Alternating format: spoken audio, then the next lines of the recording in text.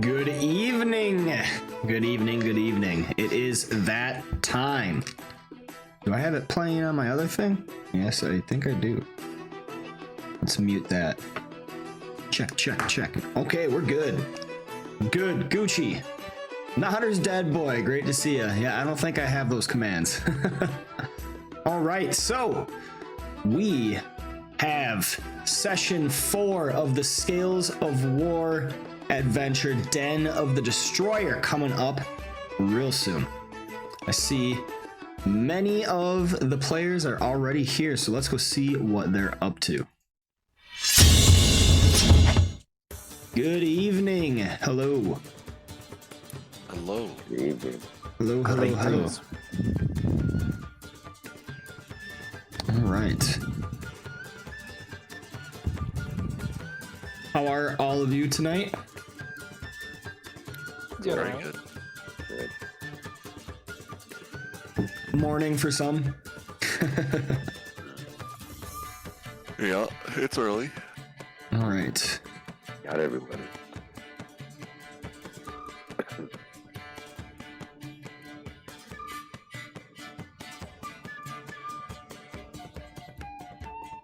I think I got something.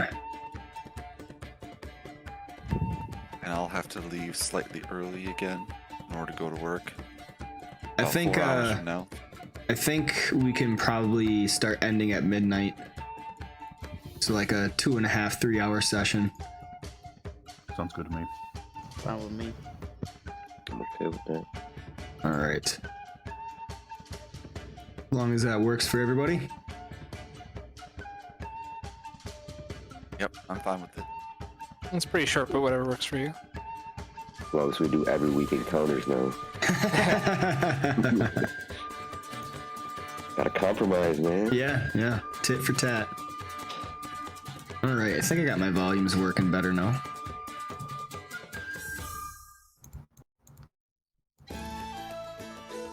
All right. Who are we waiting for? Alligator is unavailable. Oh, I know why. Okay. Because Lyle had him. Yep. Let me get that. There we go. Should be good.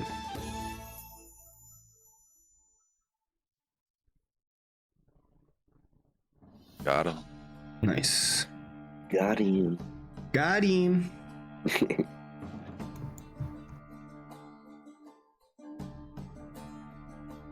All right. So, let's get into it right away.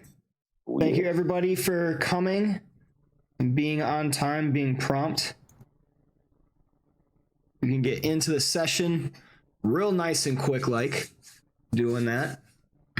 Excuse me. So, I actually think I am going to start off skipping introductions and just getting right into the meat of it. Don't mind. So, last time on the Scales of War in the Den of the Destroyer adventure. Oh, I gotta burp. So, last time, our heroes had learned in Brindle of the fortress Greystone, which was up in the gray. I'm mixing up my mountains now. My mountain ranges. I almost said the wrong one. Giant Shield. Yeah, I wanted to say Stonehome, but it's not that. Okay, so in the Giant Shield Mountains, there is a fortress made by the ancient Githzerai, a race of otherworldly planar beings from the elemental chaos originally. And this fortress was made because of a known rift between the planes in the area, down deeper within the mountains. And so, the Githzerai had made the fortress to protect it, so that none could use the power that could be found using this rift And they succeeded for a long time, keeping its secret safe and defending it. For this portal went right to the elemental chaos and all of the beings therein of immense danger. But after years and years, they did eventually disappear, leaving the fortress to be lost to time. And recently, it appears, a pack of gnolls have found this fortress and claimed it as their own, using it as a base to reach out into the Aelsir Vale and wreak havoc. Taking townsfolk and villagers, kidnapping them even. And thus, the party was beseeched to the town of Brindle to talk with Sertanian, an old friend, who told them about a sword. Not just any sword, a ceremonial sword of extreme importance to the town. For in days long past, a war, now long held victorious over the Red Hand. An old band of hobgoblins and dragons and other much monstrosities had threatened the Aelsir Vale. And one sword made of platinum is used to commemorate that war and the bravery of those who defeated these forces. Sertanian showed our party that the sword spoke. A divine being, not of this plane, spoke to them, telling them of Fortress Greystone and to go there and to stop Fangren and his pack of gnolls known as the Wicked Fang. And so our heroes departed and made way, stopping a few places along the way, but nonetheless taking a pretty straight shot into the mountains. But it was tricky because the location of Fortress Greystone was not known. And braving the wilderness and xenophobia of the common folk, even seeing a few traps and hazards laid out before them, hindering their progress, eventually making their way through the difficult terrain of the rocks to find a staircase leading up. And at this staircase, they made their way towards the top, eventually seeing a set of double doors set into a mountain with a cliff face facing them. 4 large statues, each depicting a Githzerai warrior in full combat regalia, standing on pedestals watching over the entrance, and also a small waterfall flowing down the side of the mountain, eroding a stone balcony set further up the cliff face and leaving the stone steps slick and treacherous. Coming up, they did encounter a pack of sentries stationed at the door. Gnolls. And the very gnolls they must be looking for, their blackened blades of queer steel, black steel like they've never seen before, greeted them. And not even reinforcements coming from deeper within the entrance could stop our heroes' advance. But that does lead us to the present moment. For just as the battle had finished, you all turn to see a figure running up the steps, flanked by 4 creatures.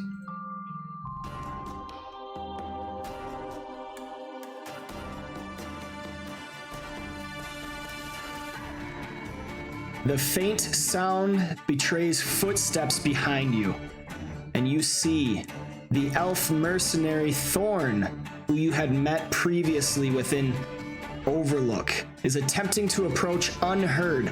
2 fierce-looking hounds at his side and a pair of hunting falcons on his shoulders.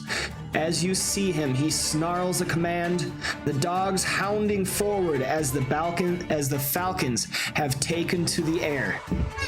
You have been surprised, and this will start a surprise round. At this time, I will need everybody to roll me initiative. Also, I need to increase my AC. Okay. How do I do that? Hey, thanks for the follow, Piffnicker. Gazoida. Oh man, got a few of them. Well, does it have a duration? Then we can make an effect and drop it on you on the combat tracker. Or is it permanent? Then we can just do it on your sheet. It's permanent until I take a long rest. Yeah, it's from your armor. I don't know if I have a property. I think I probably did. Oh, yeah, ameliorating plate armor. I don't have one made though. Yeah. I can actually just go to combat and add it real easy. So your AC is now 26. Yep. Okay. Nice. Everybody have all their stuff set? Yep. Yes. Okay, Vita, need to roll initiative yet. Alright. Do that. Oof. Oh, of course. Ooh.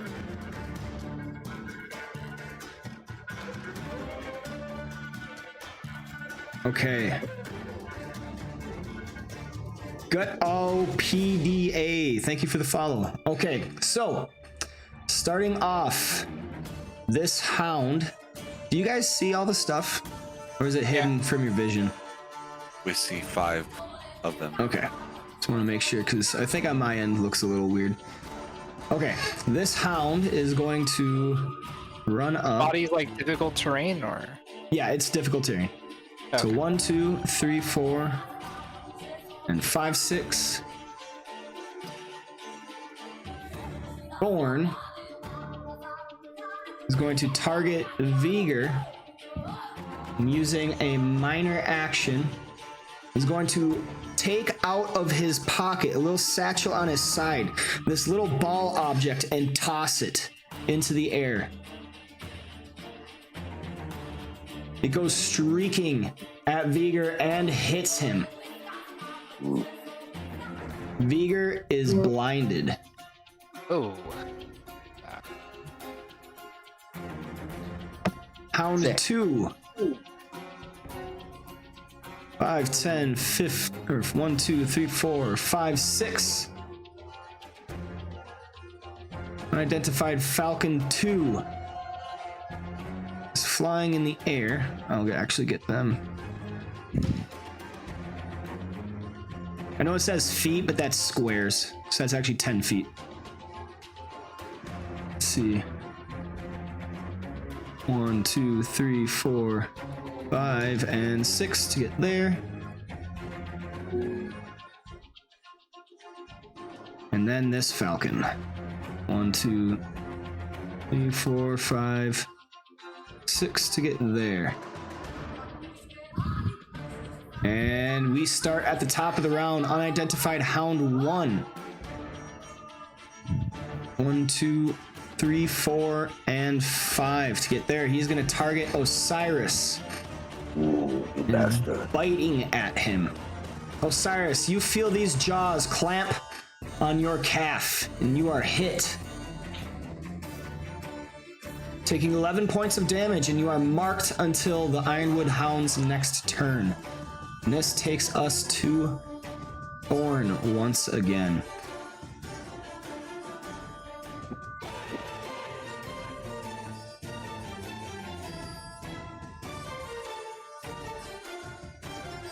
He is going to 1, 2, 3, 4, 5, 6 Let's see. He's gonna target Osiris.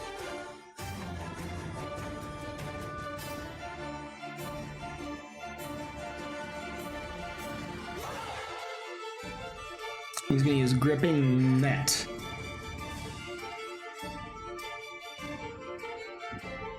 This is at a -2.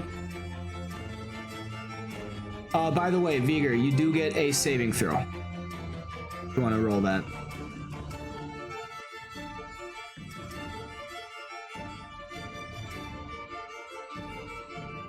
Vigor succeeds on his save.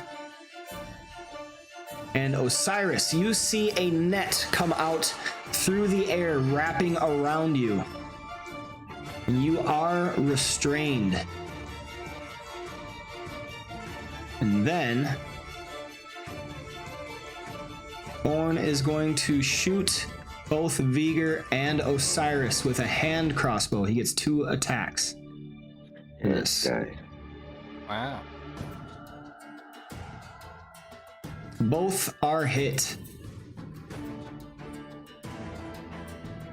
8 damage taken by Osiris and 12 to Vigor. Sprague, you have received initiative.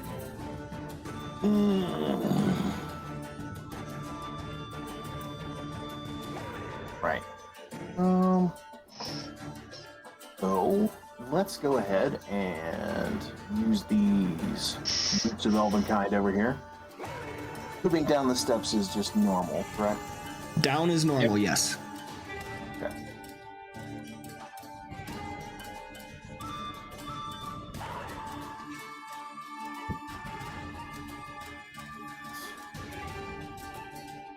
Squares there.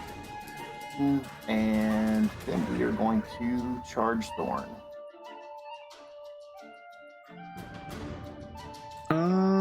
Would that Falcon get an attack on you? He'll be hidden, so no. Why is Sprague hidden? Boots of Elvenkind. Oh. What do those do? He posted it up in the chat. There we go. Gotcha. Okay.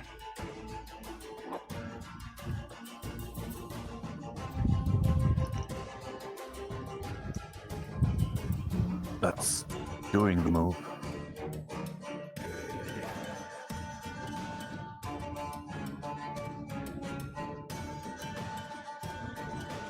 Uh, 22 is a hit. Oh. Smash. 4 points of damage and Thorn is knocked prone. And let's go ahead and mark that.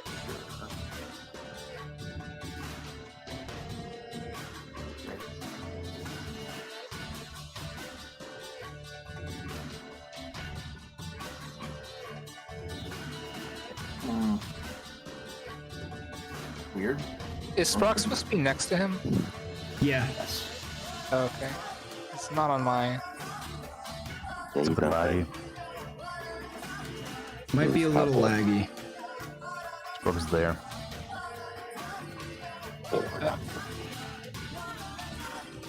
Maybe because he's hidden. Yeah, I guess. Yeah, he's hidden. Okay, Still unidentified very hidden at this Hound point. 2 is going to 1, 2, 3 right here. He's going to target Sprague.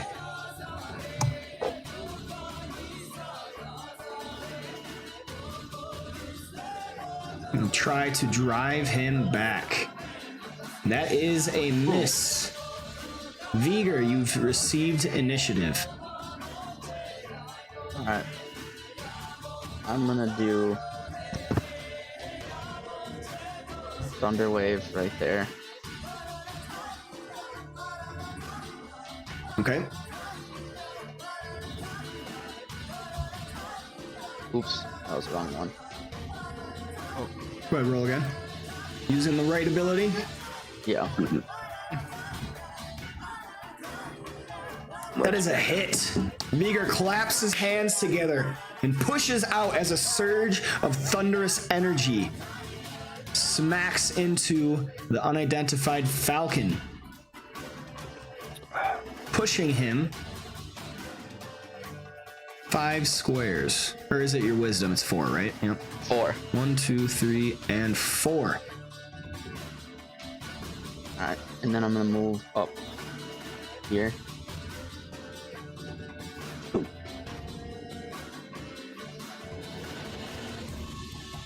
I'm gonna use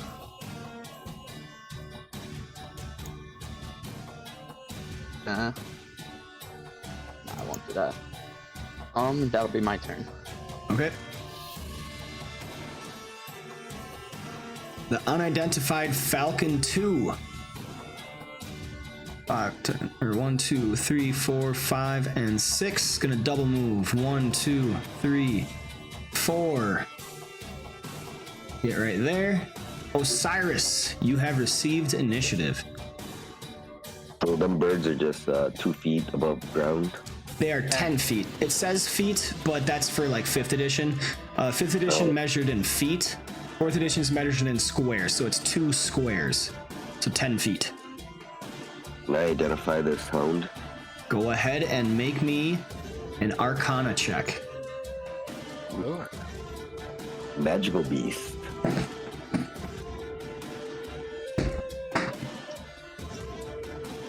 Ooh, you know that is an Ironwood Hound. It is a medium natural animate.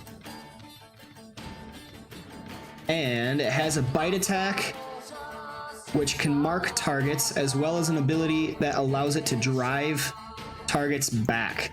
It deals damage, and the target is pushed 2 squares, and the hound can shift 2 squares, which it must end its turn adjacent to the target's new position. And it also has a triggered action, where if an enemy that is marked by the Ironwood Hound moves or shifts, he may make a bite attack against the triggering enemy as a free action. I'm just gonna kill him. Alright, so I'll ult him. Do my double roll. Now I'll do Bond of Retribution.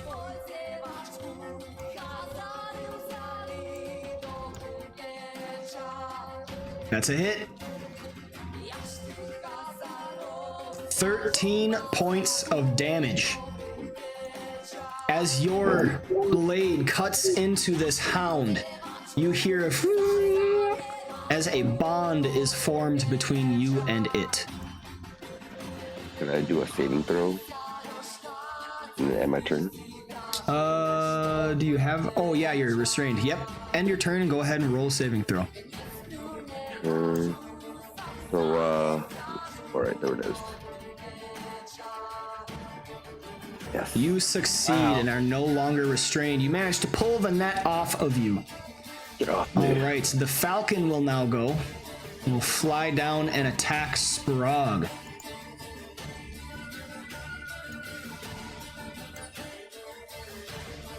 Sprague is hit and is slid 1 square, and the falcon may shift 2. Oh, they did that too, huh? Malagar, you are up. Malagar would like to try to identify the falcons. Okay, roll me another Arcana check. You know that these are Elderwood falcons. These are also animates. So they are, they come to form through some type of magic. Not necessarily summoning, but it's very similar along those lines. Do these like look I don't know, like plants, or like are they wood looking, or are they like normal animals? Wood looking. Okay. Yes, they look like they're almost carved out of wood. Okay. Wish I had a better visual. Alright, and they have a talon attack that allows them to slide a target when it is hit, and they also have a swoop where they can shift 2 squares, make a talon attack, and then shift 2 squares. Right? Malagar will then move here.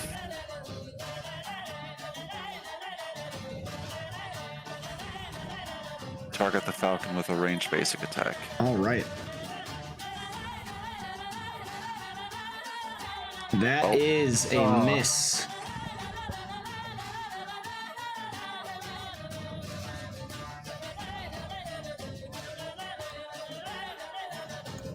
And unfortunately, that's it. End his turn. All right, Vita, you are up.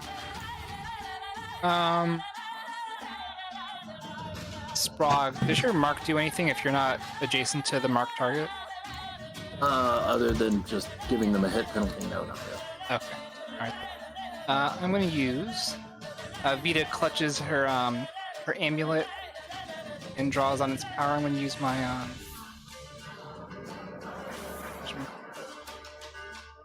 power gem. Ah, yes. What is that? Power Jewel. Yeah, power gem. Okay, which encounter power do you wish to regenerate? I will be getting back my Valorous Smites. Okay. Oops. And I'm going to move here. Malagar, you are given advantage by Otto. Oh, all right.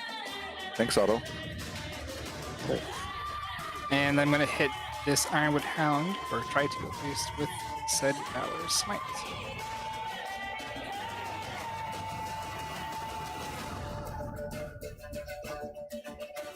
That is a miss.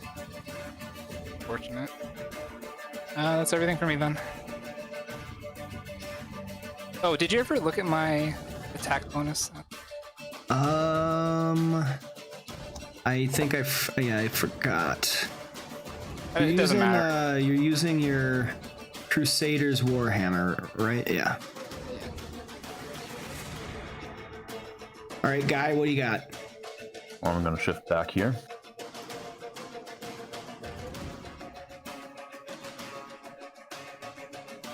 And then a prayer to Moradin. Moradin, Forge Father, protect us from the wicked. He's gonna go with a moment of glory. Ooh.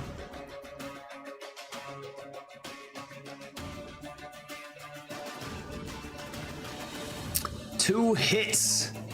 This is gonna push them 3 squares and knock them prone. Wow. Just downhill. Give us a little more breathing room. But the better part of that is we all get resist 5. Oh, wow. Nice. Love it. Like that? Yeah, that's fine. Okay. And yeah, that's my turn. All right, taking us back to Ironwood Hound 1. Going to be forced to use its move action to stand up from prone. And then it is going to attack Sprog. It's going to bite at him, scoring a hit. Sprog takes 4 points of damage, partially resisted, and is marked by the Hound. Thorn will stand up from prone using a minor action.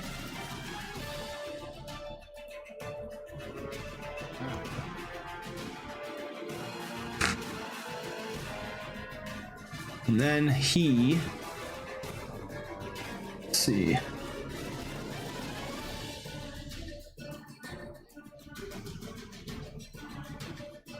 You see he kind of takes out 2 hand crossbows and just starts shooting them furiously. A storm of bolts radiates all around. And this will target Sprog, Vita, Malagar, Vigor, and Osiris. Which is a hit on Vita and Vigor.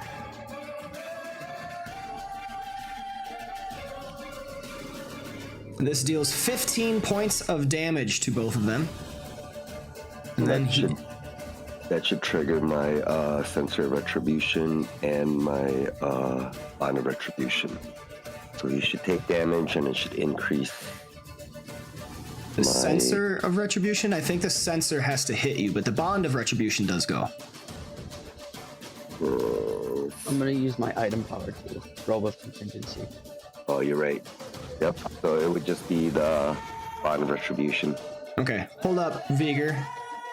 Were you bloodied before that attack? Because I think you have to be bloodied in order to Nope, use that. I was moderate. You're right, but I was Wait. moderate. I'm thinking robe of contingency. Yeah, you have to be bloodied and then an attack damages you. Oh, it's not when it hits you to bloody. Alright.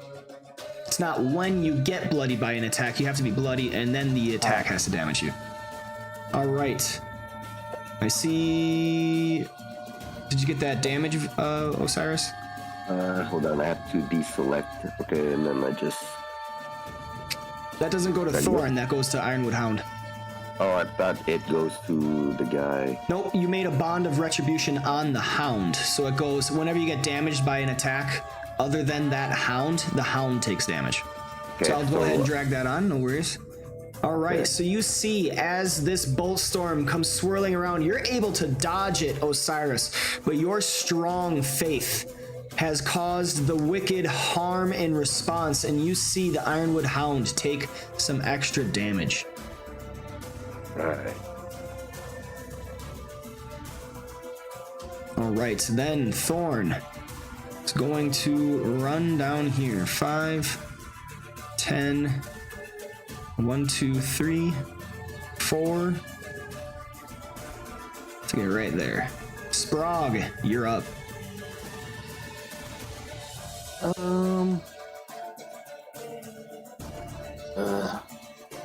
And I guess we'll deal with it.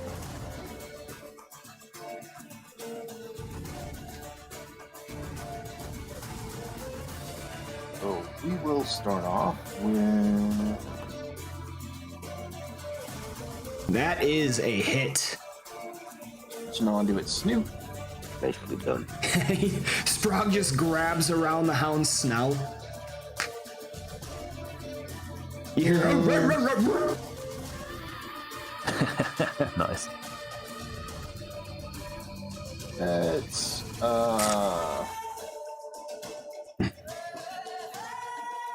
drag it up. Right.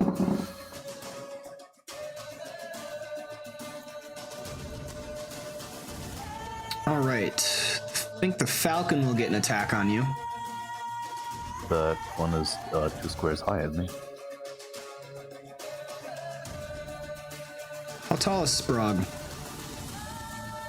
Oh, Well, he's small. Yeah. Okay, so he wouldn't get an attack. Okay. I don't know if it normally matters, but I'm okay. Yeah. Mattering this time. No, Sprog is technically small because he's a goblin, so that wouldn't hit. He'd be short enough. All right. Anything else? Oh, sir. All right. Ironwood Hound 2 is going to stand up from prone. He sets his sights right on that goblin. He's gonna charge. 1, 2, 3, 4, 5, and 6. That. It wouldn't matter. Sprog is hit. I use my Guardian's counter. Okay. I swap places with Sprog, and it doesn't hit me, and then I get to make a melee basic attack against it. Yes, that is a miss. So Sprog takes no damage.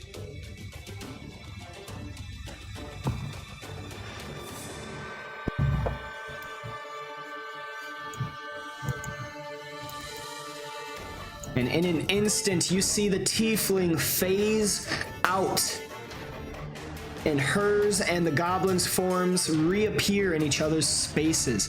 Vita lashing out with a strike of her own, hitting the Ironwood Hound, dealing 12 points of damage.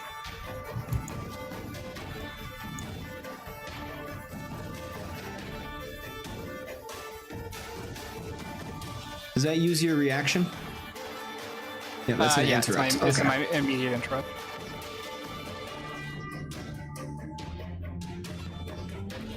All right, so the Hound It's a boop on the snoot, taking us to Vigor. Alright. And I think this is when Thorn realizes he fucked up. I'm gonna use Phantasmal Assault on Nice. Thorn. All right.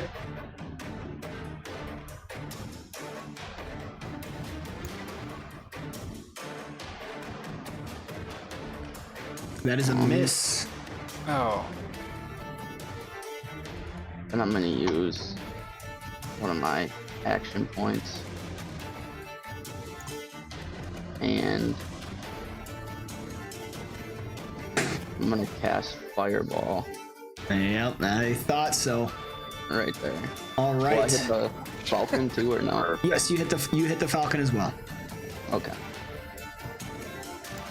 A great ball of fire forms above Vigor's outstretched palm, and he lashes out with it with an arcane word, and it grows immensely inside, and it hits the Elderwood Falcon and Thorn. Spirit Bomb. Yeah, Spirit Bomb. Oh, bad. Give me your best Kamehameha. All right, 16 points of damage to both of those as the fire incinerates the creatures. Half damage to the hounds then. Yep, No, it's not half damage, I don't think. yep, it's fireball. It definitely has half damage. Doesn't So- say miss half damage, yeah. So then, I'll give them 8. Or would that? Yeah, they'd take 8 because when you deal damage, it's the damage roll stands for all of them. okay. Yep. So Hound 1 and 2.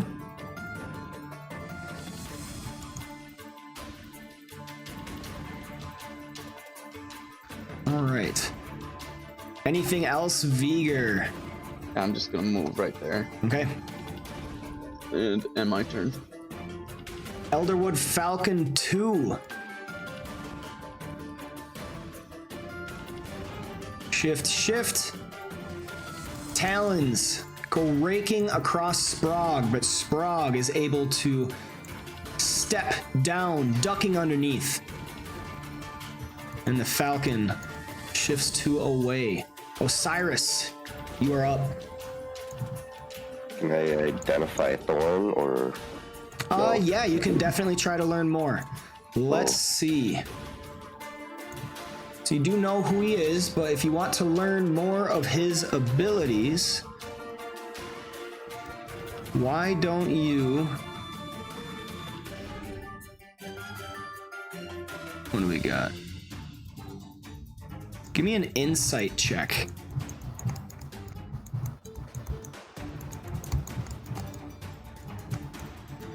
On a 26.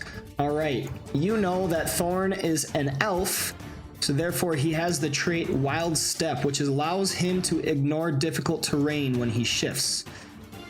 He has a longsword and a hand crossbow for weapons.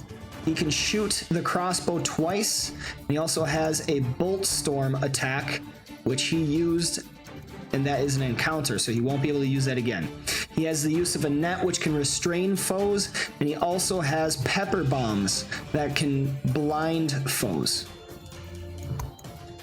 He has a free action that when he is first bloodied, his Bolt Storm recharges and he can use it immediately. So the Bolt Storm is an area burst 2 within 10 that can deal 3d6 plus 8 damage. Nice.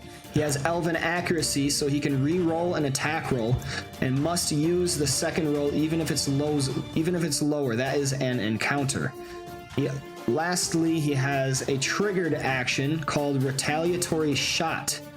When he is hit by a ranged or an area attack, Thorn makes a hand crossbow attack against the target that hit him. Okay. Alright. I'm gonna shout to Thorn. What is the meaning of this? Who are you? He's busy kind of patting himself from the flames. Nothing personal, gents. Just a lot of coin on your head. shall die for this gold. Then I will do Distant Vengeance and double roll. Radiant Vengeance. That is a hit. Go ahead and roll damage. 10 points of damage to the Ironwood Hound. And my turn.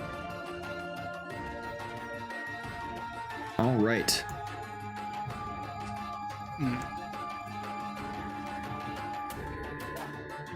Elderwood Falcon will go. Shift. It's gonna swoop down and rake its talons against Malagar. And that is a natural 1, which is a miss. Any extra effects? Nope. Fumble. And it shifts down right No there. layers if it would fall prone. All right, and that brings us to the Dark Elf Malagar. What do you got? Right.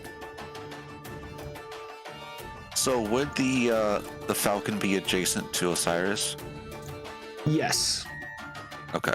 Osiris is tall enough that he could swing and hit the falcon.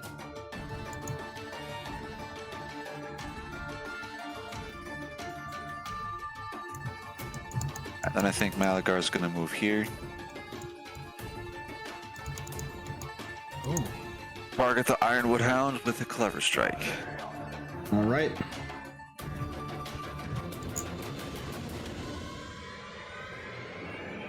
That is a hit. Excellent. Malagar slinks up Ouch. and stabs out at the Hound, dealing a total of 19 points of damage with a sneak attack.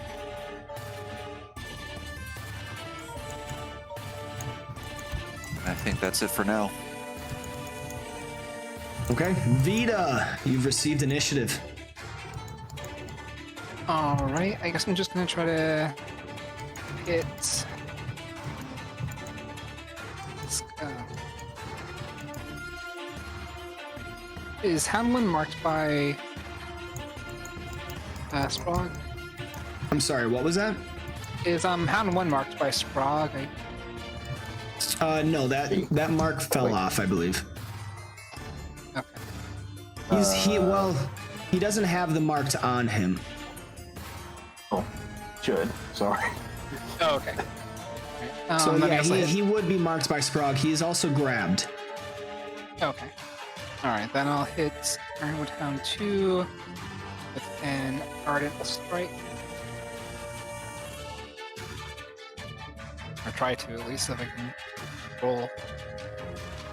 That is a miss. I'm gonna action point and try again. Okay.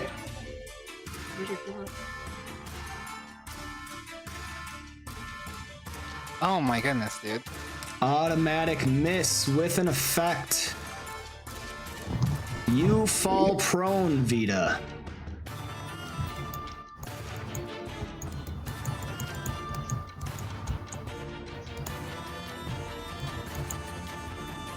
Alright, I guess I use my move action to stand up. Okay. And then I'll just use my Find Challenge to mark. And that's it. Okay, Guy, what do you got? As a minor action, I will sustain the effects of Moment of Glory. Okay.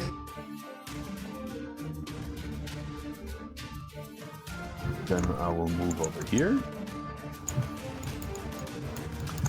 And we'll shout, "We have to focus some of this animus down, lads!" And we'll throw my great sword onto Ironwood Hound number 1. Okay.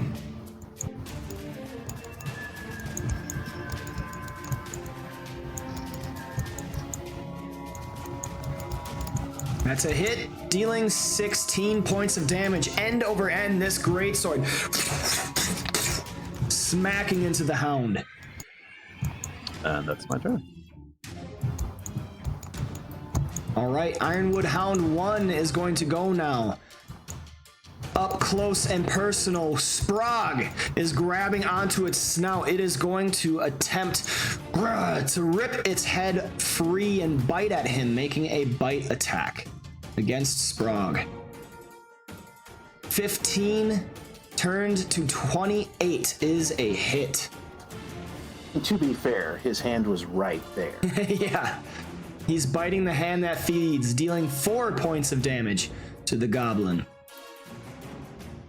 Taking us to Thorn.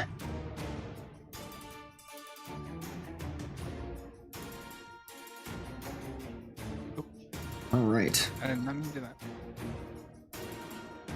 He's gonna throw another pepper bomb at Vigor.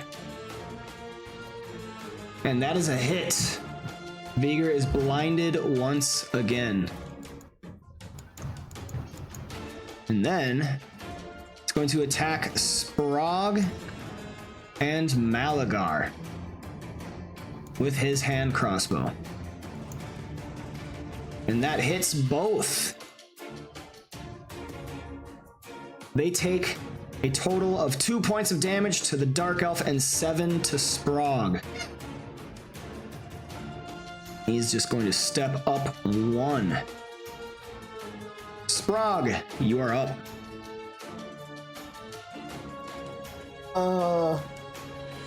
Frog is going to East the Hound. East the Hound. All right. Shift for here. And then charge.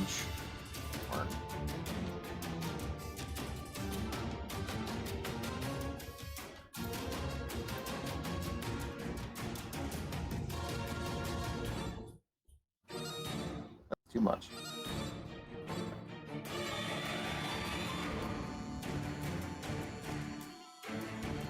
That's a miss. Oh man, our rolls tonight are not amazing. It's okay. Yeah. I'm gonna go ahead and action point. And All right, Vigor, you are given advantage, and Thorn is given disadvantage. Sprog, you get a hit. 14 points of damage to the elf. And I will remember to mark him this time. There you go. And I believe that should conclude my turn.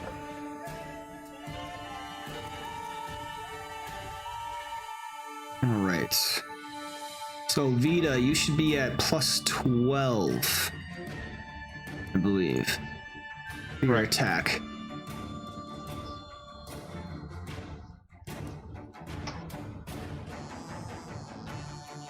Okay, yeah, I think we're good now. All right, Ironwood Hound 2. Doesn't like the look of that. Going to shift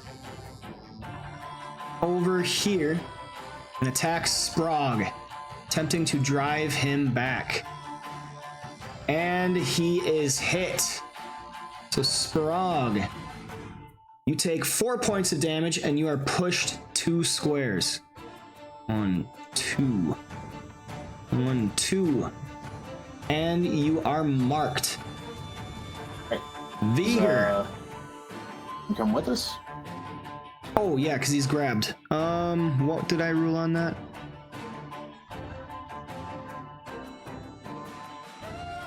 All right, please make me a strength check.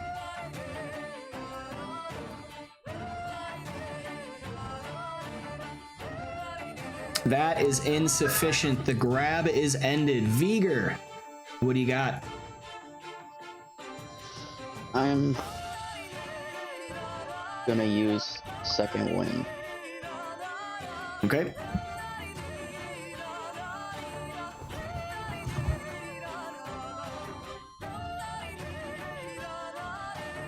Vigor takes a second to catch a breath, waiting until a more opportune moment to jump back into the battle.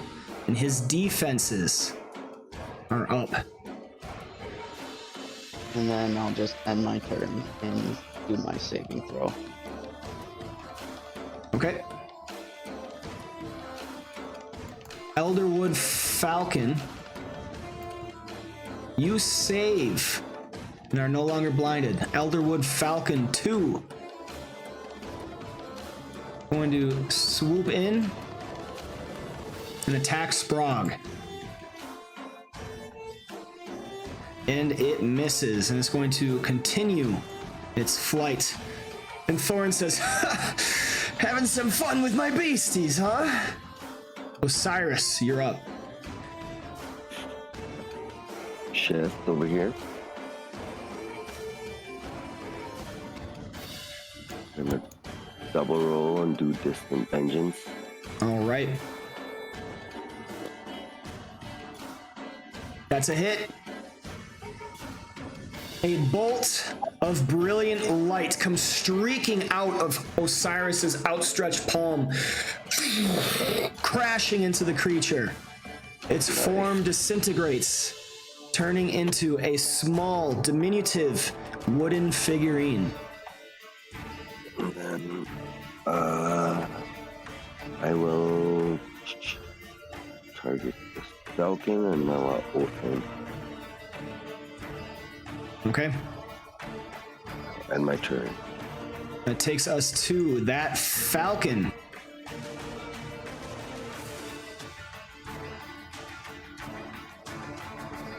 It's going to go, whoops, down to and attack Sprog. And hits him with a talon. Sprog, you take 6 points of damage and are slid as the falcon shifts away. Malagar, you're up. Malagar's going to target the Elderwood Falcon 2, seeing that he's a little injured. Do a range basic attack against him. All right.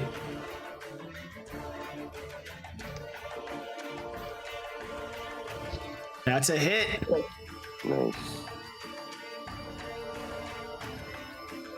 21 points of damage. Dagger burying into the wing of the creature. Malagar catches his dagger and will move 1 square over here. And end his turn. All right, Vita, you're up. Okay. I just noticed that one of my daily powers seems to be missing from my sheets. If I'm not mistaken. I see Wrath of the Gods, Sign of Vulnerability. Yeah, I don't have my And- Majestic Halo. What happened to that? Okay, I can get that on you real quick. Okay. Maybe you're in combat mode, then powers you have used vanish basically from the sheet. All right, Majestic Halo.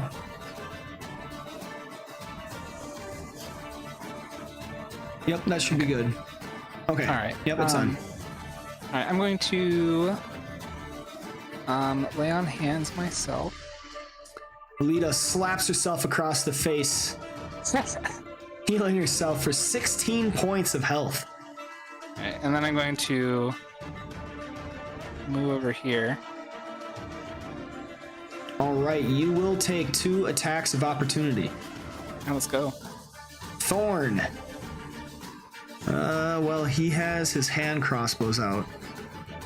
He's actually not going to take an attack of opportunity because he can't. But the Elderwood Falcon will. A talon reaches out to you, and it does hit you. That deals 3 points of damage as it is partially resisted, and you are slid 1 square.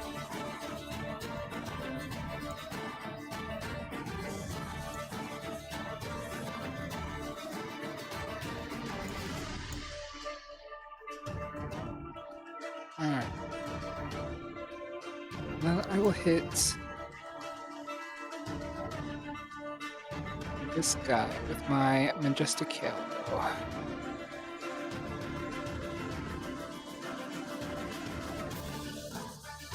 That is a miss. Is there a button to do half damage, or can you just apply that? So, on the bottom left where the dice are, you should see that button that says half damage on all those little title things. Oh, okay. Yep. Yeah. There you go.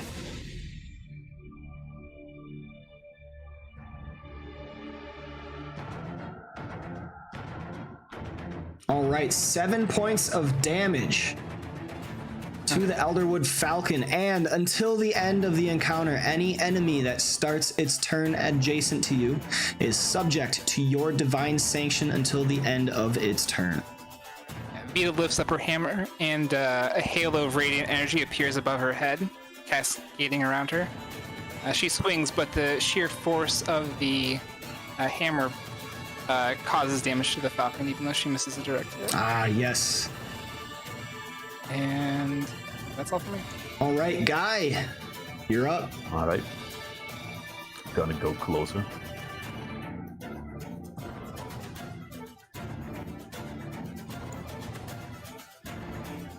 Sustain as minor the effect of the moment of glory. Okay. And then throw my greatsword at that falcon over there. All right, give it to me. Roll that attack. That hits with a 21. And then I'm gonna allow Vita to shift one square if Vita wants so. Oh, thank you. I would like that. Very You were nice. slid out of position, right? Yeah, there you go. And The that great activates sword. my boots of the fencing master as well. So, There you go. Oh, yes, that is true. Okay. Awesome. As the greatsword comes cascading through the air, smacking into the falcon, this blessing of the wild allows Vita to shift over. Ironwood Falcon is down and dead. Thorn is now adjacent to Vita. He does not like his position, and he has a disadvantage.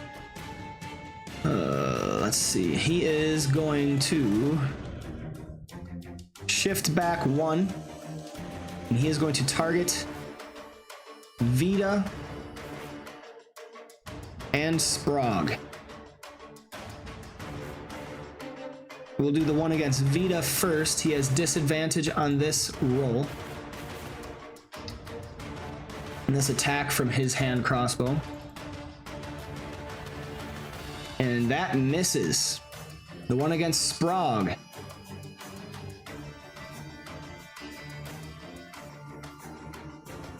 is another miss. He is going to use nothing else, I don't think. He doesn't have. Actually, he's going to use his Elven Accuracy to re-roll the attack against Sprague.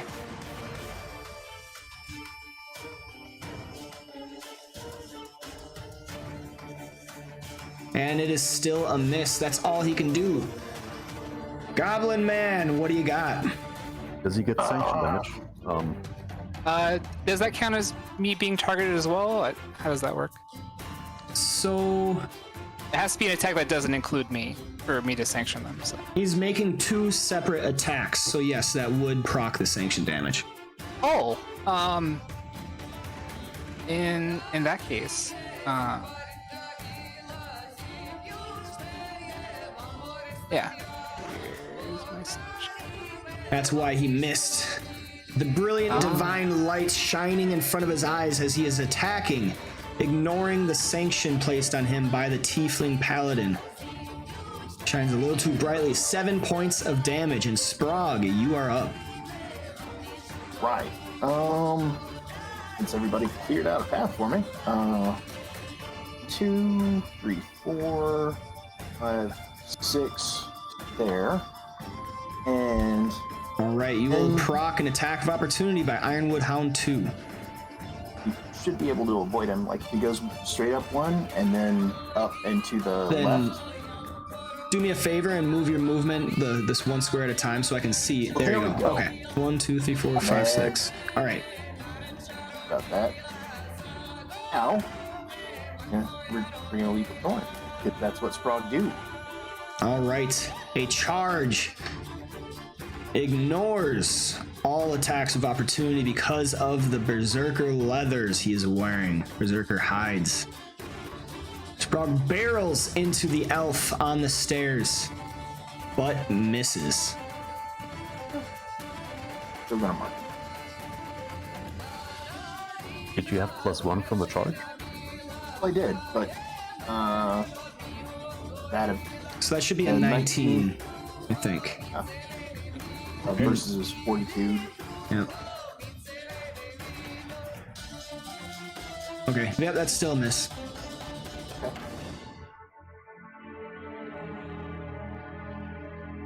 And I think that'll do it. All right, Ironwood Hound. Doesn't like how this is looking. He is going to move. So Vita, go ahead and make an attack of opportunity against Hound 2. Don't mind if I do. Hey, what's up, guys? Thanks for the raid. Nice of you to join. Oh my gosh, finally. That is a hit. 12 points of damage done to the Hound, who is going to attack Sprague with Drive Back. And it misses. Sprague maintains his ground, burying his shoulders down into the ground. Viger, you're up. All right. I am gonna use Phantasmal Assault on Thorn.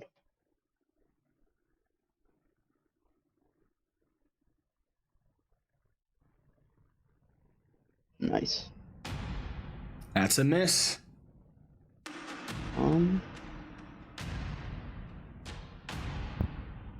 And then I'll just move right here. Okay. And that will end my turn. We move on to Elderwood Falcon 2. It's gonna shift and shift. But it is sanctioned. Yep, it's gonna attack Vita with its swooping talons, but misses and shifts. No, it's gonna stay right there. Osiris, you're up. So I'm going to refocus Amity Okay. to him. So I will go.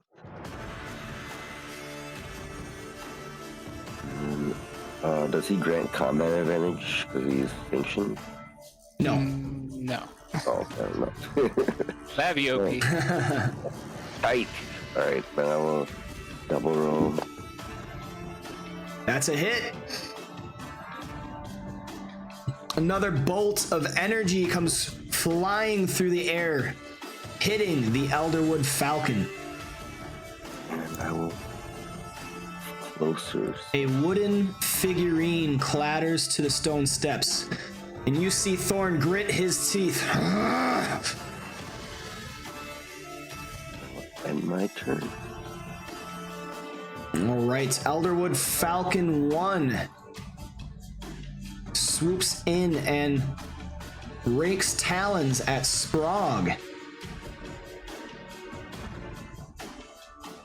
Where'd that mark come from?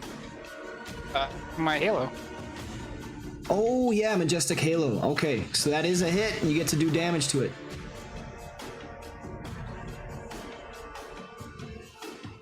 All right, 7 points. Sprague is hit and gets slid back. The Falcon moves right there. Malagar, you're up. All right. Malagar is going to. I think he's going to move right there. Target the Ironwood Hound 2. Clever strike him. That is a miss. I'd like to use my advantage, please. All right, go ahead and roll again. That's a little hit. better.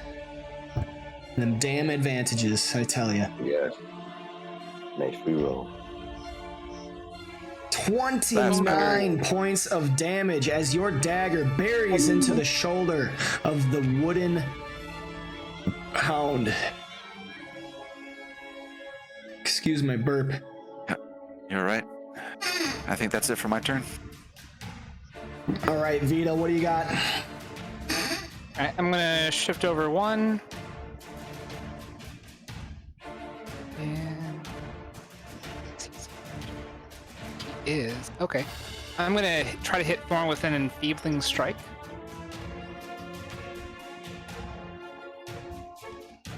Oh my That gosh. is a miss. I'm rolling so poorly. Okay. Today. Yeah. And everything's already marked. Oops.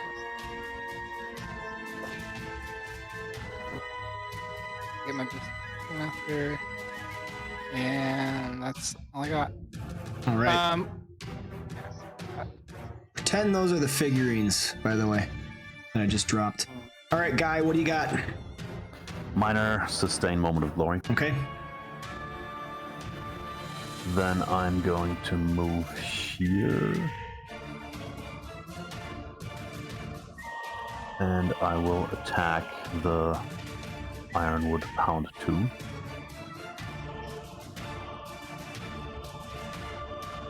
throw my greatsword right through that gap. That's a hit. And Malagar, would you like to shift into flank?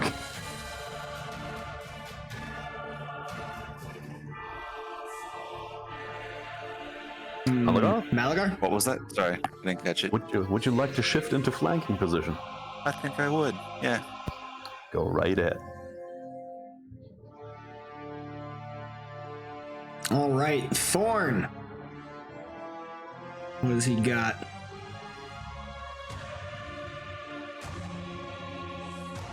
He's gonna take an attack of opportunity. Vita, go for it. Got some high rolls. Nope, never mind. All right, that is a miss. 1, 2, 3, 4, 5, and 6.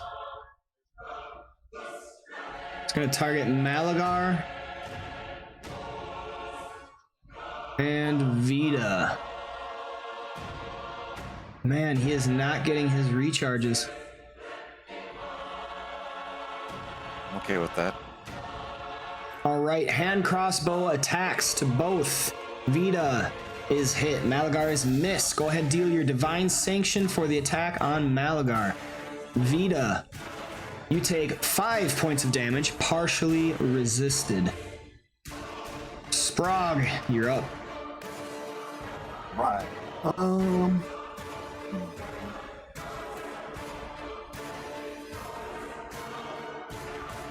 Just take care of the dogs.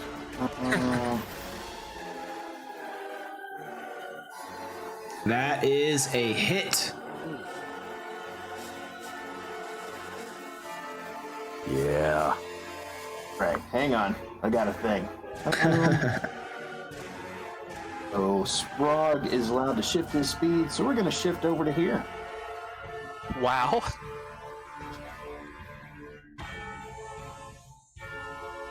And I'll be done. All right, Hound 2 is dead. Viger, you are up. I'm gonna try Phantasmal Assault again on Thorn. Okay.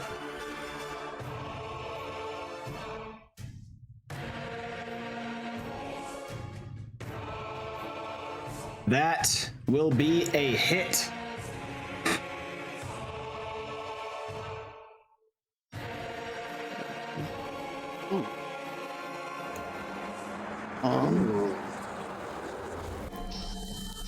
And then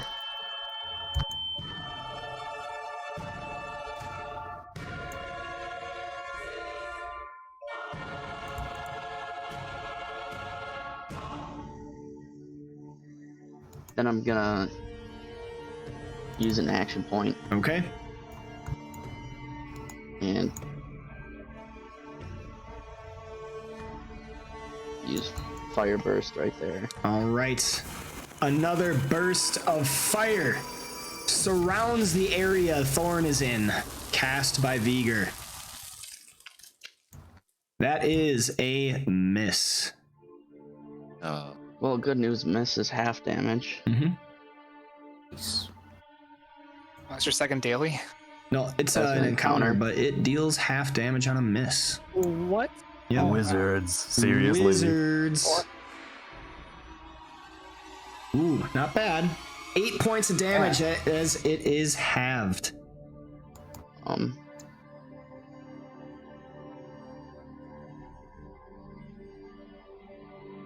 And that'll be my turn. Okay. Osiris, you're up. He is isolated. This is your time. Is that AoE something or? Nope. The zone is not there now. So I will target Thorn, Okay. and I will hold Emily. I'll double roll with Distant Vengeance, and I will use Renewing Strike. All right. That is a miss. With advantage of 3? Seriously? Do I have advantage? Or no? I will use action point. And moving down is not Moving down is normal. normal. Okay, so I can move down here. And then I will use my action point. I'll do Bond of Retribution. Okay.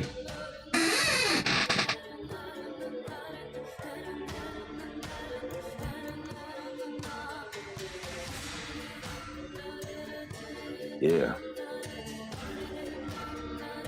And I want to end my turn. Good damage. Nice roll. Okay. 18 points of damage.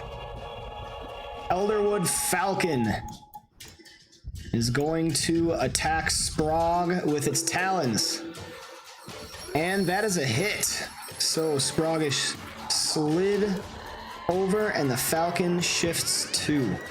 Osiris is given advantage twice by Otto. Osiris has 2 advantages to use. Thank you. Nice. Thank you, Otto. I guess she really wants you to win.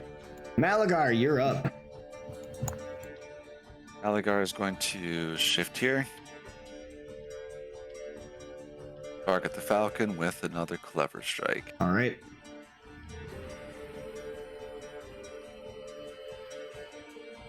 That is a hit. All right. Let's see it. Ooh, yeah, much better 30 rolls. points of damage. Nice. Go. All right. Very nice. Got nothing I want to do with my minor right now, so end my turn. All right.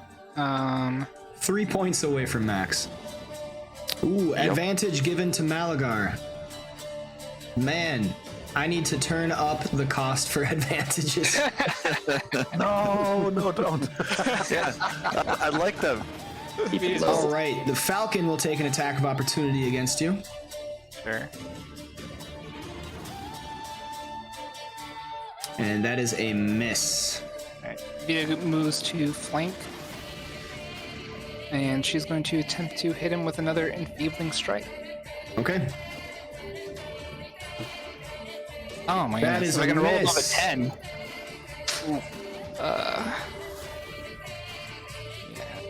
And I guess I might as well just target him with my Divine Challenge since I have nothing else to do with my minor action. Heave up Thorn. He has the high ground. You're worth far too much a price. Man's committed. Oh, the Obi-Wan on him. I got the high ground. Alright. Throw my greatsword. Okay. I've been doing that a lot in this fight. Yeah, It's a very I seem to mobile like, fight. So yeah, I'm gonna throw my greatsword at the falcon. Okay. Ooh, critical hit. Very nice. Any extra effect? Nope. Too bad, but cool. There we go. Very nice. Max damage. 24 points of damage. Big hit. Also, that would let one person shift. I'm not sure who benefits the most. Maybe Sprague? Want to get closer? Place. Shift one square. And I will also go over here. At crits. Fat crits, bro. All right, Thorn does not get a recharge.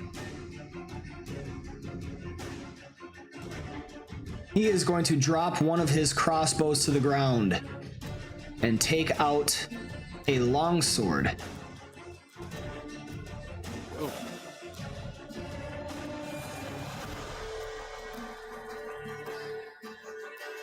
And he is going to make an attack against Vita. He's dual wielding now. He always had two hand crossbows. Oh, okay. So, yep, he's keeping Then he one in has his two offhand, longswords. and then he's dropping their hand crossbows. So he's keeping one in his offhand, and then taking out the longsword after dropping the other crossbow. Gotcha. He's gonna make It only a has one long. longsword. Yep. Making an That's attack gangster. against Vita, which is a hit.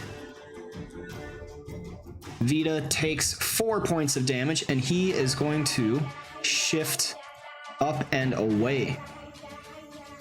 Sprague, you're up.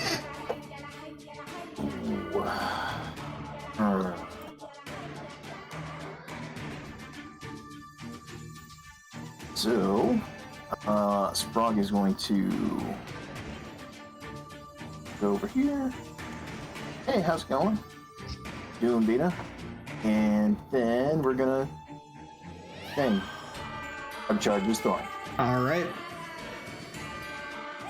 Wait, where exactly did you stop? Because if you stopped right next to Vita, you don't have enough because you need 2 squares in order to charge. There you go. Yep. Just a technicality. I mean, it all works out in the end. All right. +1 to attack for charge. The great green gob of fury barreling in, scoring a hit on the elf. 9 Nice. points of damage.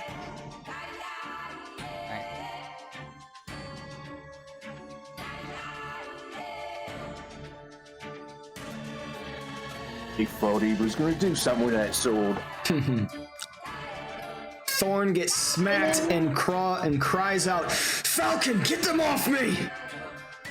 Do you mark him? Do you override the sanction or not? Is the question. Might as well. It doesn't. I mean,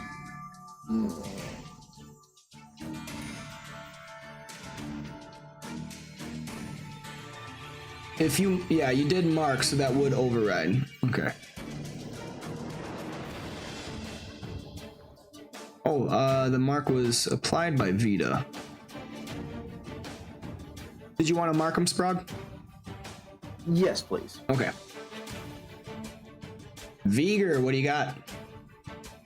Alright.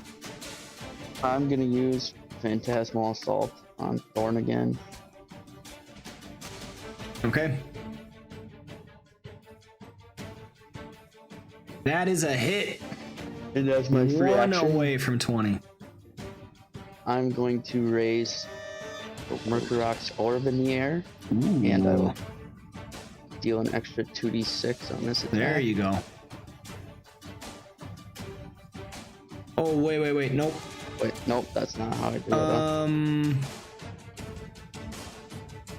I have combat advantage against him. No, you don't. Yeah, I do. I hit him with Phantasmal Assault last time. That's you hit him, which caused combat advantage, but you didn't have combat advantage on the Phantasmal Assault attack. Last round I hit him with Phantasmal Assault. Yeah. I'm looking through it. Yeah, okay, so he is granting combat advantage. Okay, yeah. You're right. It's from the previous Phantasmal Assault. Got it. Okay. Yeah. Good. 24 points of damage. What a damage roll. Boom. Well done. And that's gonna end my turn. I'll stay here.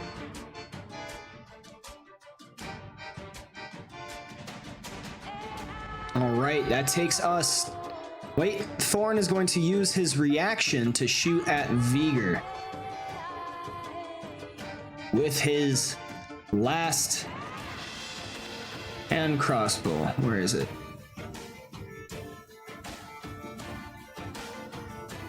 Would that provoke? If it did, that's pretty broken. It is a miss. Osiris, go ahead. Okay. Is he Phantasmal all granting combat advantage? Yep. He is granting combat advantage, yes. Alright. Then I double roll. And I will use my Dark Moon Strike. That's a hit. God.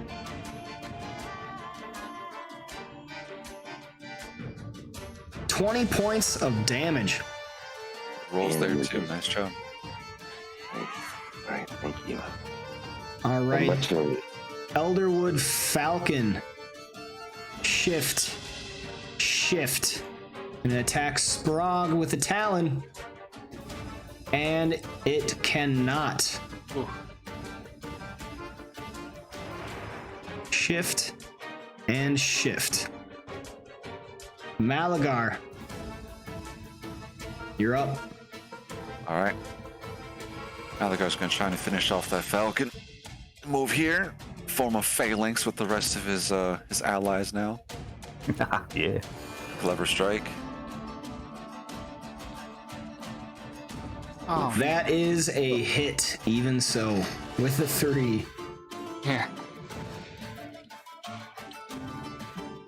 23 points of damage, killing the Falcon. Finally, the figurine clatters Nice. to the ground like all before.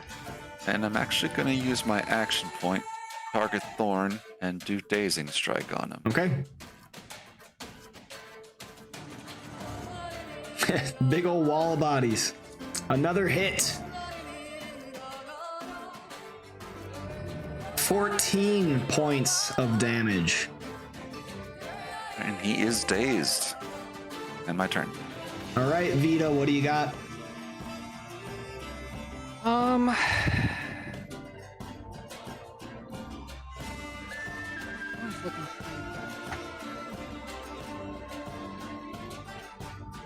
All your pets are dead, Thorn. Give up.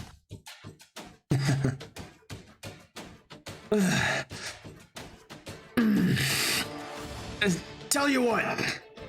You stand down. I'll make my way. You won't ever see me again. Insight. All right, go Yeah. ahead and roll insight. That was...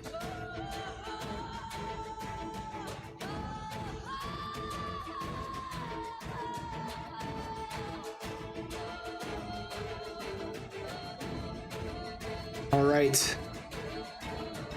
Malagar, you are absolutely positive he is lying. There's no reason why. He's a bounty hunter. He goes where the coin is, and you are worth quite a bit of coin. Vita, on the other hand, you are sensing that Yes, he is a bounty hunter, and he goes where the coin is, and you are worth quite a bit of coin, but he's the type of man that believes his life is probably worth much more. He has prepared extremely well for this fight, and even so, you have all gotten the better hand over him. And he has seen your prowess, and you believe that he may be telling the truth if you can make quite a bargain with him.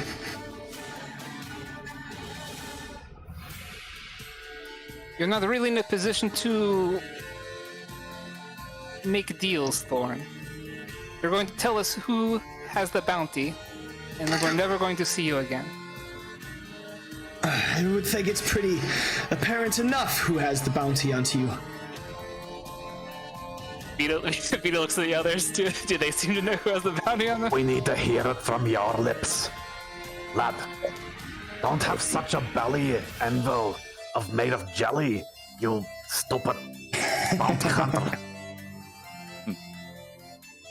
Thorn replies, the Shadar Kai goes by the name of Sarshan. Sarshan, eh? I knew that would come back to us. He has quite a bone to pick with you. A hefty sum. Does he now?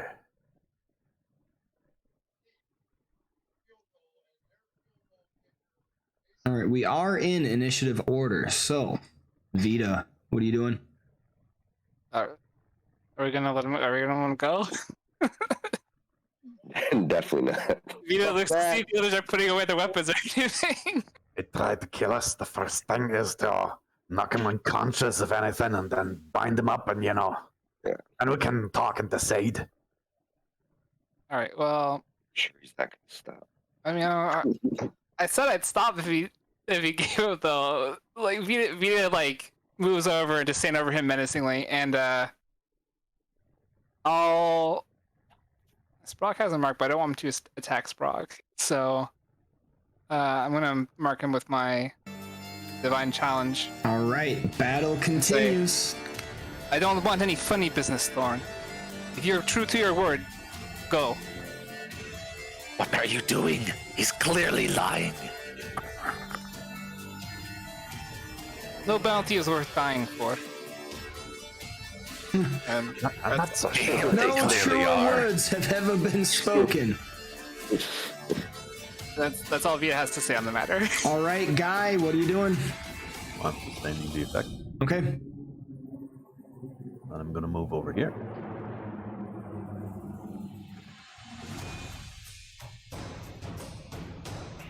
And attack him with blessings of the wild as it may. Seems your party's kind of split on this decision from where I am. That is a miss. Nonetheless, I allow one ally to shift. Malagar, would you like to shift into flanking position? I think Malagar would.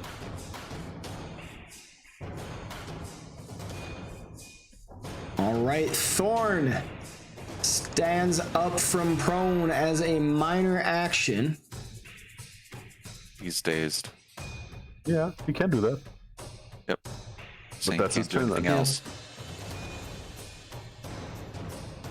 All right, Sprog, you're up.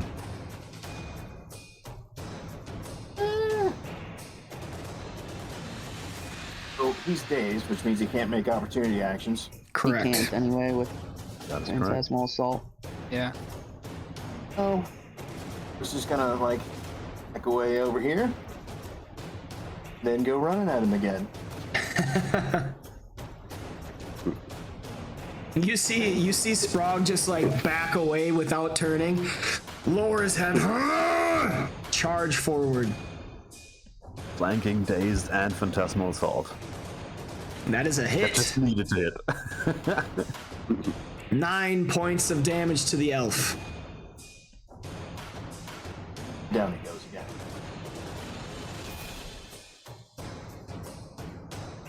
All right, Viger, you're up. I'm gonna attack him with Phantasmal Assault.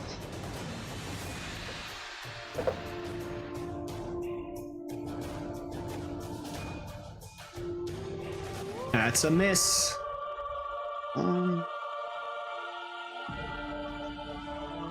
And I'll just end my turn. All right. Osiris, you're up. Still granting combat advantage. Yeah, he's prone, dazed. Ooh, yeah. He grants cover from all kinds of sources. Oh yeah, all of it. Alright, then I will use Bond of Retribution. That is a miss. I use advantage. Yes, you have an advantage to use. Go ahead. Yeah. Oops, double roll. Triple advantage. Yeah, and you're invisible, so it's... That is a hit. Perfect. Bond of Retribution. Well, what did you use the invisible for again? That was the refocus or Dark Moon Strike. Okay, so you're invisible to everybody but the target. Yep. Okay. So, That would actually. What did you use that on? Did you use that on the Falcon? no, I used that. You used that on There's only Thorn? one time. Yeah, I used that on Okay, Thorn. so you would have the invisible would be off because all the rest are dead. Okay. Yep. 12 damage to the elf as he lays upon the ground. Like,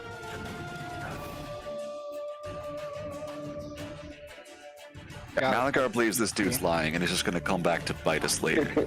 And he's not about that. you know he's a bounty hunter. Riposte strike. Probably a serial killer. That is a hit.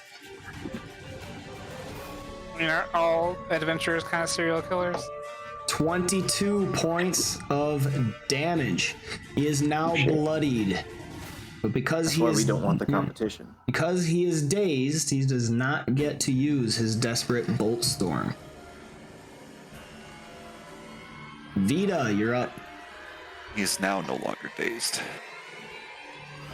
Vita kind of sneers at her party members.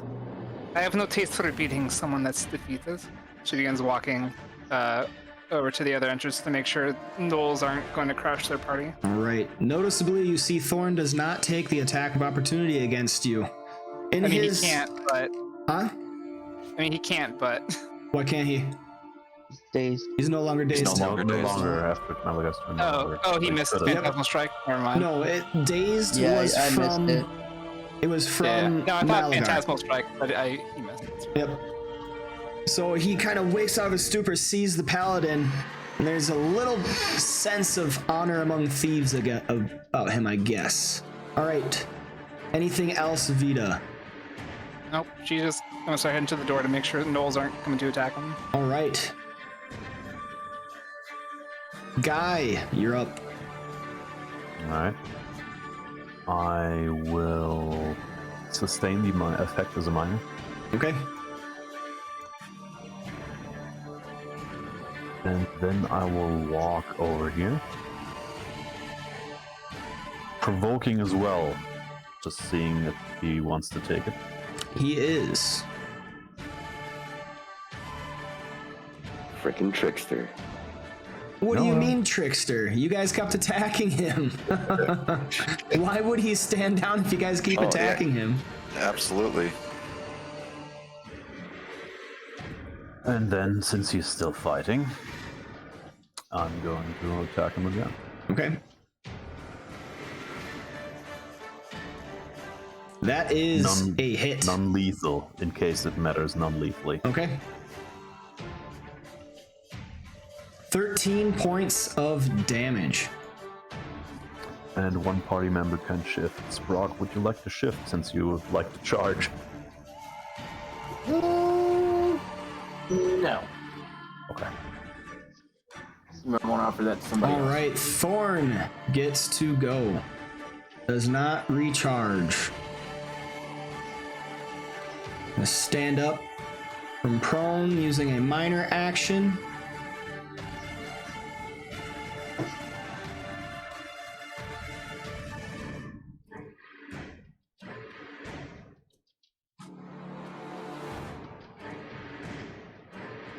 So, who put the mark on him? Because it says applied by Vita, but I'm pretty sure that was applied by Sprog. Am I right? Yeah, Vita's mark should be gone. I don't know why it says applied by Vita. Well, probably because it was applied by Vita. You should add a semicolon and the name who marked them to the mark. It says on mine, so you guys might see mark -2, but I can see who it was applied by on my end. You know it. See, Grounds does not overwrite marks.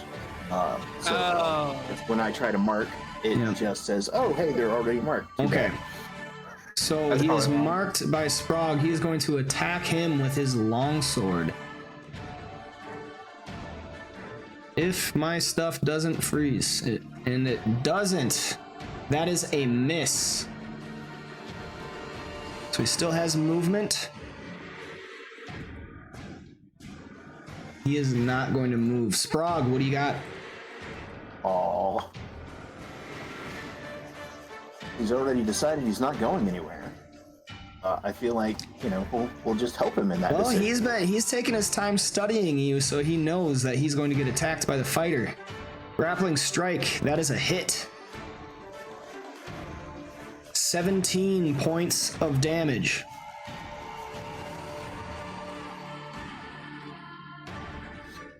And if he doesn't want to move, I want to offer him my full emotional support in that decision. So he is now grabbed and unable to move. All right. So that'll do it. Viger, you're up. I'm gonna use Phantasmal Assault again.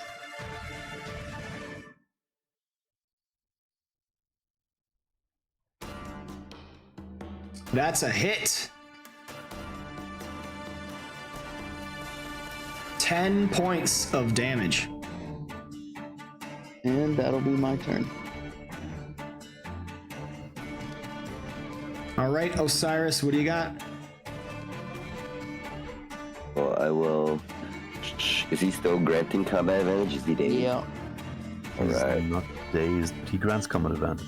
Oh, perfect. That's already on him. You don't need to add CA every time. Okay.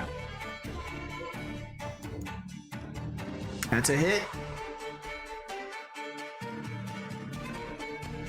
That should be 11. Should be.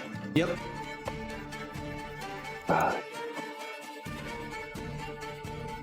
All right, Malagar, what do you got? Smack him again. Riposte strike. Okay. That is a hit. Sink my blade into his flank. You deal 28 points of damage. Ugh! He looks beaten and quite worn. And I think Malagar is going to stay there for now and end his turn. All right, Vita, you're up. Move up the stairs. Okay, as you get closer to the stairs, you do see inside a weird sight. There are walls that are translucent. And now you swear you see shadows moving within. Anna just grips her hammer and stays on guard. Thorn cries out, "Oh, that'll be the Gnolls if you haven't noticed." All right, Guy, what do you got? Oh no. Sustain the effect. And then I also think this one has taken enough of a warning. He won't come back anytime soon, so I'm gonna use my standard action to look at the runes of Sprog and try to trigger his second wind. All right, please make me a medicine check. It's a 15 DC, right? Oh no. 10, but yeah, I rolled a 15 Is as it well. 15 or 10? 10 for the second wind, Nice. 15 for a save or for stabilizing. Oh, okay. Yes, Sprog, you may use your second wind.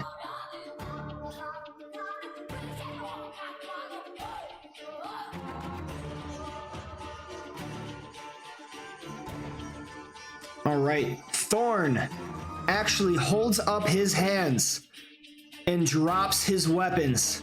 Says, all right, you've made your point. quite a formidable force, if you don't mind my saying. If you let me go, I can bargain for my freedom with a few choice educational opportunities. But you must let me go. Do I have your word? Insight, please. All right, roll insight. Oh yeah. Malagar, he's lying. lying. He's lying. He will say anything in the world to get him out of this with his life. Wait, does Malagar think everyone's lying though? Malagar is so used to the underworld in the Drow society that nobody can be trusted for anything. All right. So what does Guy think? Guy, he knows Nice, something. 20. Guy, he knows something. He's way too familiar in this territory. You actually are even led to believe he probably knows something about the temple itself and the Wicked Fang pack. Malagar, hold your weapon. I think we can trust his word. I vouched for you one time in front of the dwarves, if you remember. Right now, I will vouch for this one not to break his word. We trust this mercenary. He has good information, and I don't think he will come back. Seriously, look at him. Seriously, look at him.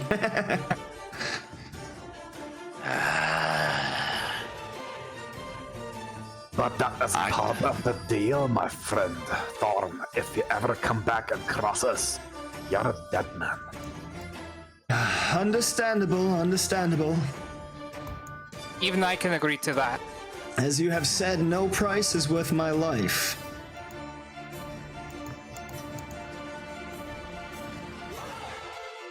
Malagar relaxes only slightly.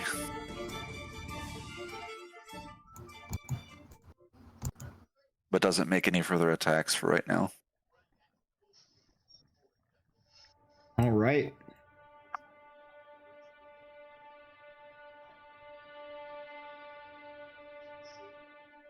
So, Thorn, what knowledge, what wisdom can you offer?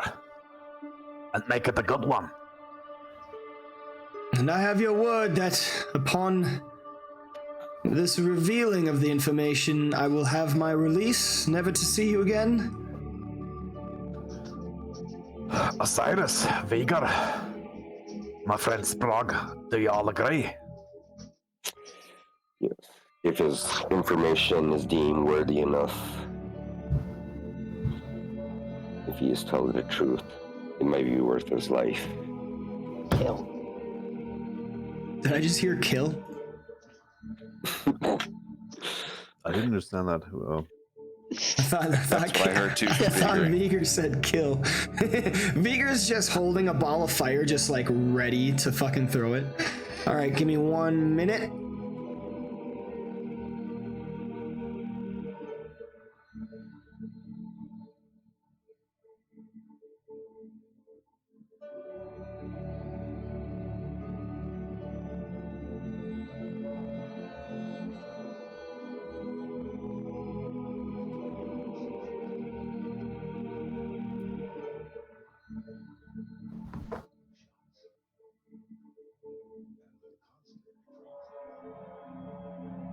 Page 65. There is no page. Okay. I mean, you're the GM. You couldn't invent a page 65 Yeah. easily. Yeah. I have some ideas of lots of treasure, gold. He has a couple glory, magic weapons he didn't use in the fight for fame. personal. Astral diamonds, Yeah. a treasure map with a big red X on it. I can go on. So Thorn gave us a magical item. Okay. Level 10.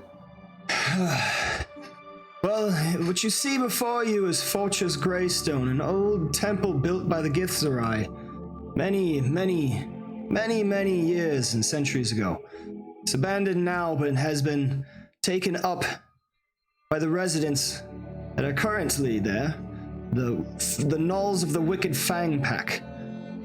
And I don't know if you can see now, but they are likely stirring within. I saw your battle at the front. The sentries haven't checked in recently. They are bound to send more.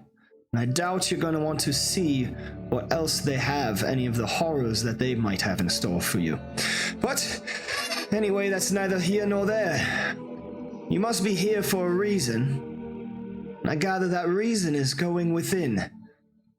The temple has a few tricks up its sleeves, namely that of the entrance. And some rooms within that you might be best ignoring. And a secret passageway that I could show you if you would like. Yes. Insight. Alright, go ahead, roll insight.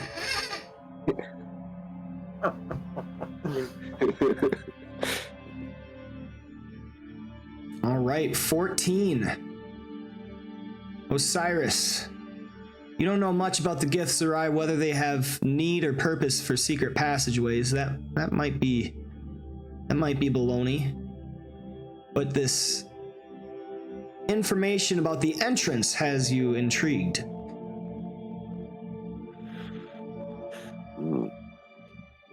Shall we follow this man to a secret entrance? I would agree to that, but everybody has to agree. My word not harming you is worth nothing if the others don't agree. I can't give my word for them. It is a tactically superior option than just walking in the front door. I suppose it's worth a shot. My friends, we might move this discussion elsewhere. I hear things from within. Show us the way, Thorn. To the passageway? Well, that's within there. Then he points to the doors. You said I don't want another fight right now. I need a breather. Perhaps we can retreat to a place we can have a map drawn. I'm too old for this shit. I'm definitely too old. We could always grind him up into a fine paste and use him to glue the door shut for about 5 minutes. We can restrain him and have him lead the way. Anyway, we need to leave here. Have a quick look at the bodies. Maybe they had some value, and then let's move. Move them. I pick up those packets, those The drop figurines? things. The Yeah, wooden figurines? Yeah. I want to gather those. All right, quickly gathering up the figurines. You all begin to hear the yips and the howls and the cackling laughter coming from the doorway. Let's move. Let's move. Malagar will help grab a figurine or two, and then move south with the rest of the group. All right. We'll move out. Let's leave out. Okay. Guy will gather the battle standard of healing Gotcha. that has to be standing somewhere and then move in. All right, so we can just move you out here just for purposes' sake that you are out of this area. I'm assuming you kind of have Thorn being dragged behind. Yeah, Sprog's Okay. not letting him go. Gotcha. Not at all. Malagar is immediately behind him, So, not taking his eyes off. from that fight,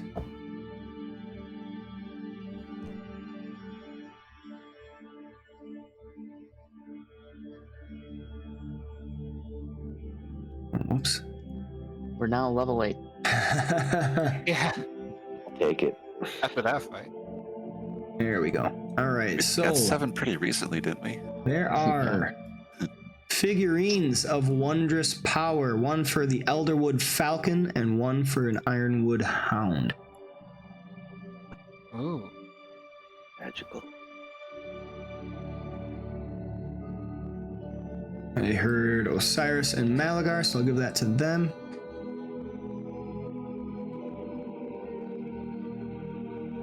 there we go. You get to an area far enough away that you feel safe, at least for the time being. It has good enough of a sight that you would likely find any gnolls approaching before they would notice you. This gives you a great opportunity to question Thorn even further. Alright, let's do that. While we have a short rest. Of course.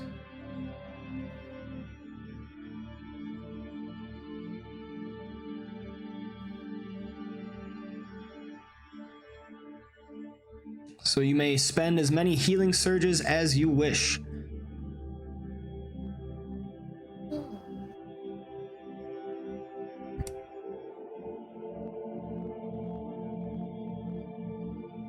I still have half my healing surges for the day.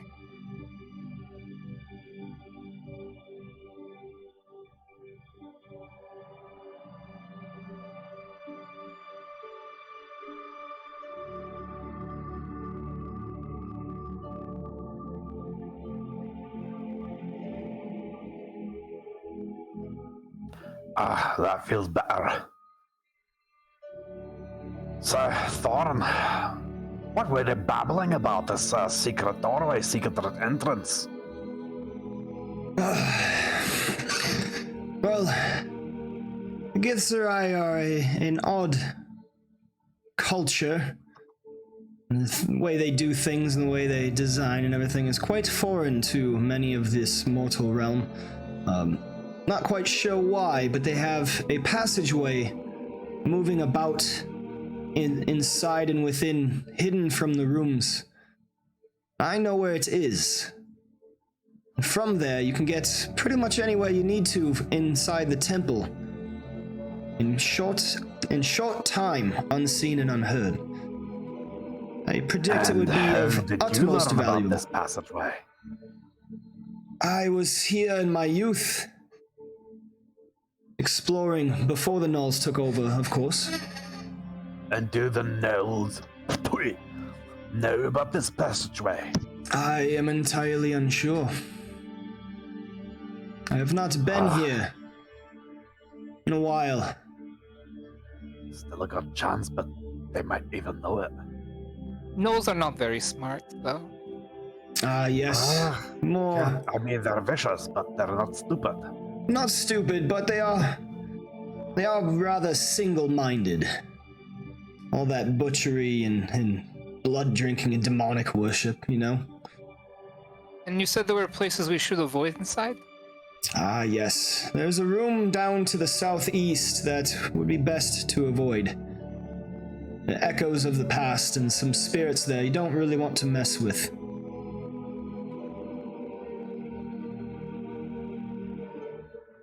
Can you draw us a map of what layout you know about of that temple? I certainly could. Though, I'd have said what I felt, what we agreed upon. It didn't tell us any much news, really. It just mentioned the way. And you can lead us there, and that is good. If you want to Why walk, must I lead you there? If I draw you the map, there will be no need of me.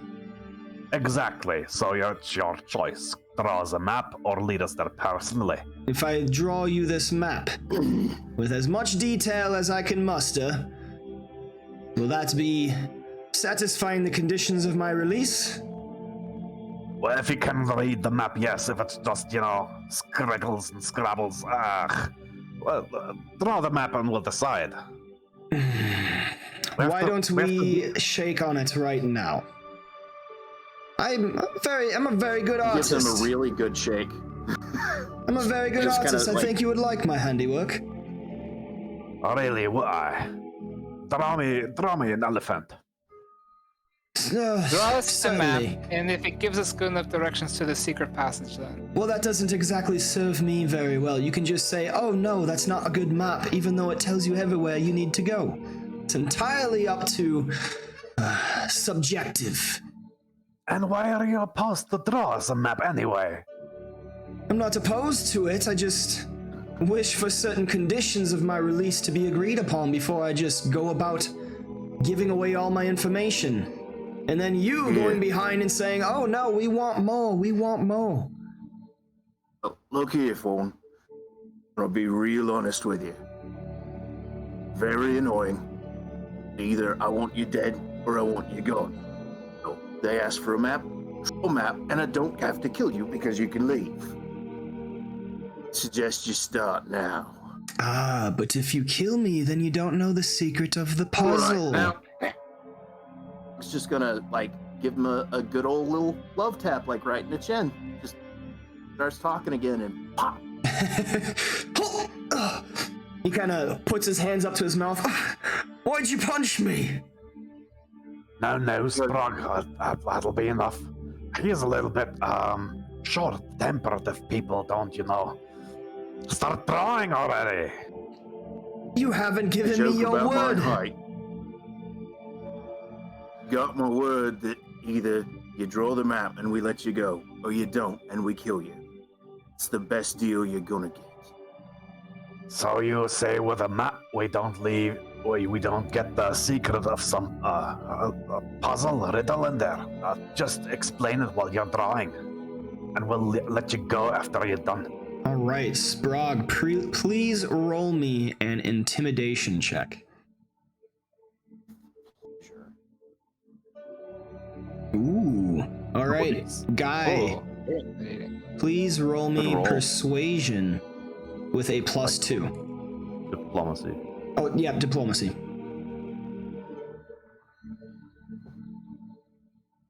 All right. Yeah. Thorn rubs his chin.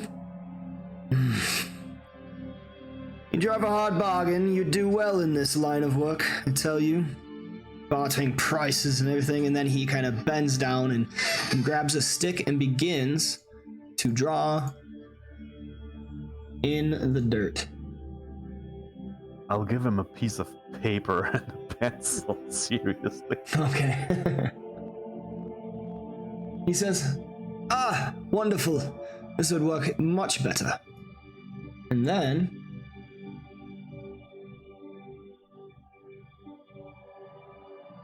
I don't see an image. yeah. He's working on it. Give him a second. Oh, okay. Okay. The man's doing work. Yeah. Read an image. Trying to do as much work. as I can. No, that's cool. Okay, so right thought here Sprague is was the harsh. doorway. And you have some rooms over here. Quite curious, you actually see they are translucent, so you can see beyond them. This is the puzzle. And then while he's kind of perfecting his little thing, on many ends are teleportation mirrors of sorts, where when you walk in, they teleport you.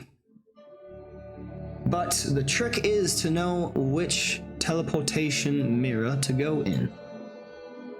They rotate by power of arcane magics. Now, Igor, come over here. You want to hear this? Now, Okay. as far as I can tell, they only rotate in the one room, on the far room. So when you go through a portal over here, there's a portal over on this area that is connected to that portal. And after one creature walks through, it rotates. So this one will go here.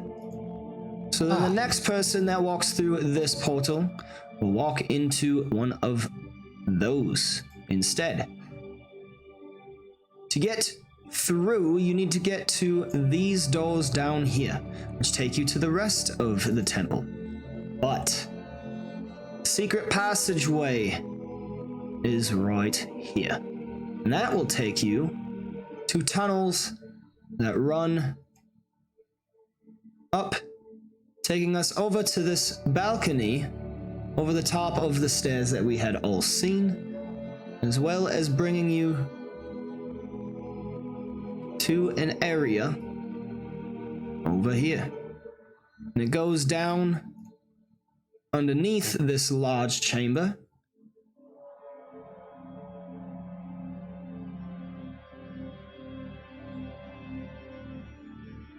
Which is roughly like this.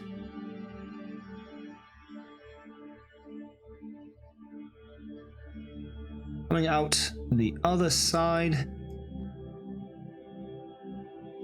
He's a very good artist.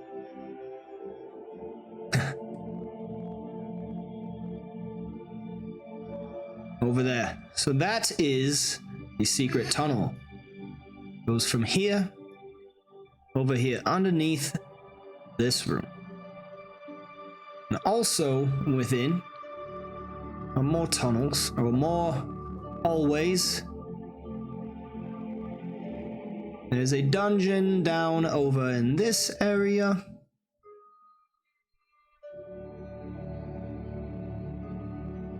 Oh, freezing. Okay.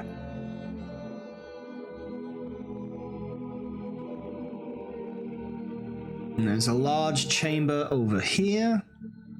And this chamber is quite interesting. You might want to check it out just to see what's going on. But they have waters that I don't know, some sort of meditation training area. I don't know. The waters shift according to times or what you're up to. It's quite interesting. But the chamber over in this area is the one that you'll want to avoid.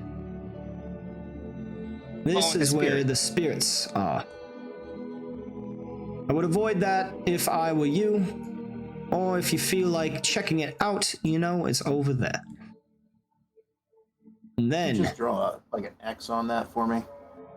big X. Certainly, right there. Do not go to this chamber. And then he just kind of puts some squiggles on it. And here is the way to the Inner Sanctum, a large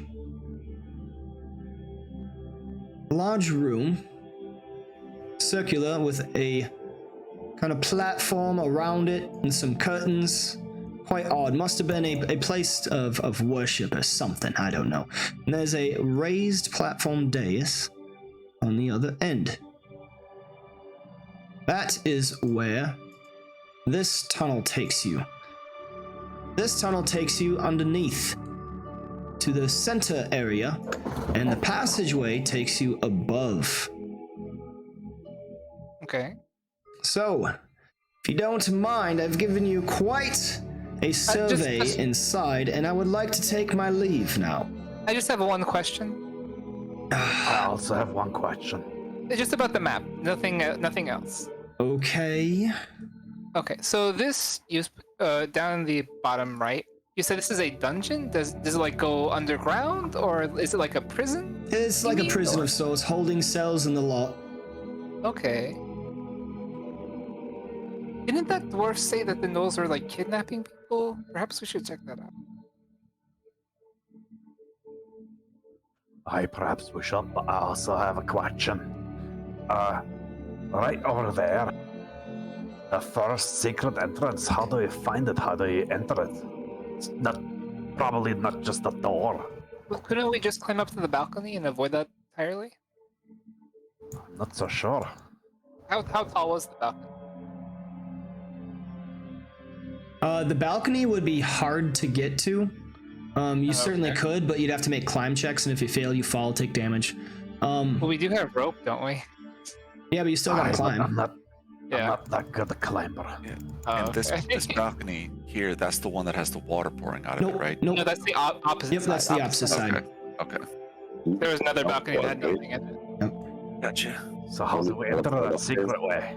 Well, once you find the door, it's easy enough. You just put a hand on it and apply pressure and push. And then he smiles to Apply himself. pressure and push. Yep, he smiles to himself. As long as we know where the secret door is, I'm sure we can figure out how to open it. Let's insight that guy. The difficulty is finding it. He's telling the truth. He's starting to get a little impatient, kind of nervous, wondering if you guys are actually going to let him go.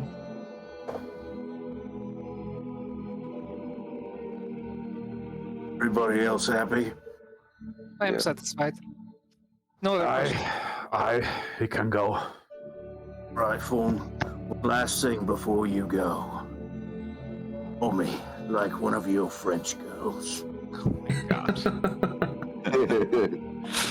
Get out of here. Go now. He looks at you confused, like wondering if you're serious, but then, takes one of those steps and waits to look back to see, whatever. He says, I do truly honestly hope to never, ever see you again, as he's kind of bending down to give a flourish, backing up. And because anywhere you are going, I'm sure Sashan will have many, many following you. Good luck on your adventures, and I hope you do good in the hero business. Good day. Yep. And then he takes off. Vita calls out, he's going, you two maybe rethink your life decisions that brought you to this point and, maybe have a different profession in the future. Let me tell you about Pelor, our God and Savior. Have you heard of Taylor? Have you heard of our Lord and Savior, Pelor? All right. Now what? We keep this map. Taylor's witnesses. All right, are we like going right now? Cause Up to you. It is darkness now. yeah, I'm asking the party. Like, are we going in now, or should we rest first, or? I'm quite tired. We should take a rest. I still have half my healing surges though. We work best in the dark. I would prefer if we rested inside. They will never suspect that. If they see all the dead null bodies outside, they might walk around, search for us. I'm not sure if we could have an uninterrupted rest here. Well, I think there were gnolls in that first chamber, so we could rest in the secret passage, but we would have to fight more to get there. We can take them. Weak. Very weak. Well, the gnolls have a lot of HP. Yeah. Maybe not weak then. We take them up. Out of character, obviously. Malakar's eager. You can see he wants to keep going forward. Yeah, I think I can keep us up through the next fight. That could be the last one, though. So there's. I have one more lay on Think there hands is. for an emergency. I have 2 daily heals, and I have a ton of encounter heals. Yeah, I think and- healing is covered, really. Yeah, I can use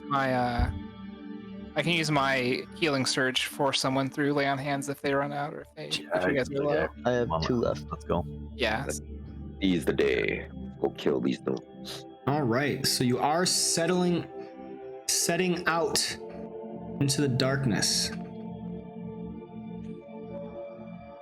Wait, Sprog only has 9 healing surges? I thought fighters get more than that. Depends on their constitution. Their they constitution, have 9, yeah. Yeah, I suppose just with 10. Yeah, okay. Yeah. Paladins just have a lot of healing surges, periods. And I'm a constitution builder. I have like 13 now or something. All right. I would like everybody to make me a stealth check, or actually, I can do that. Okay. Yeah, Don't even worry about it. super stealthy.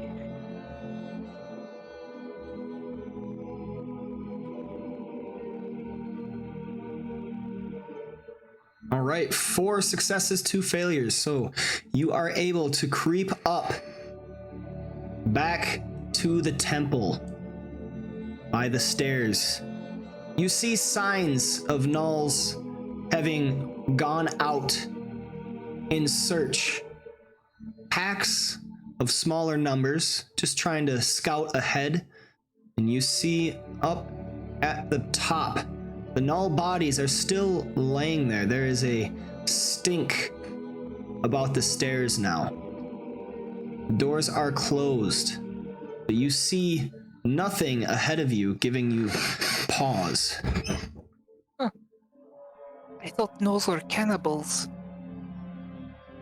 Never heard of that before. Maybe some are. Say, can any of you guys imitate their yip yip stuff? That the the ones who went out would do when coming back. Maybe we can surprise them. Not very good in impression. Sprog, don't you make good noises? I think he only does that when they blow him like that French one. I said draw, like draw. Completely different word. I think Vito would probably have the best chance. She's got that charisma. That would be like a bluff thing, right? Yeah. Does anyone have bluff trained? Oh, I do, actually. Yeah, okay. I think I have like a plus. Yeah, I have a +9. But Makes noises for us, Malagar. Scooty you! Scooty you!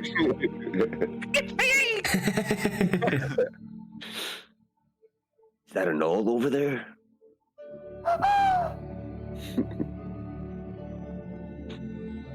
I am also a bird. Sprog just walks up. I am a bird. Caw-caw. Caw-caw. That rolls a 20 on the bluff. Rolls a 20. They have no idea. it would do. Oh, that would be so glorious. I rolled a 2. They rolled a 1.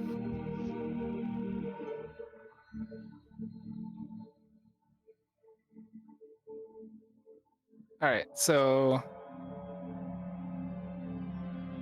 I'll assist if I can do that. His bluff check. Or How would you assist? I'm open to it. Ambient background. Yeah. I will make I'll make background.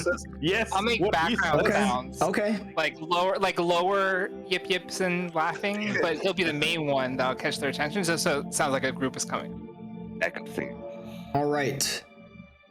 So are you just doing it outside right now? Because the door is closed and you don't see any. Oh, the door's closed. Yeah, the door is closed. Yeah, no. I just Yeah, wasted we- 18, so Yeah, we'll do that and then open the door and Yeah. they will think it's, yeah, they'll lower their guard.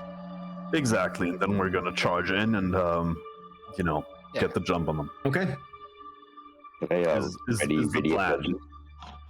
What was that, And the Osiris? ones still outside looking for us will not hear the yip yip and will totally stay away for the night. Can I Is- ready Radiant Vengeance in case they fail and a bunch of gnolls come in? Okay, so if you see a null coming at you, you're Yeah. gonna use Radiant Vengeance? Yep. Okay. No faith in the plan. I like to be prepared.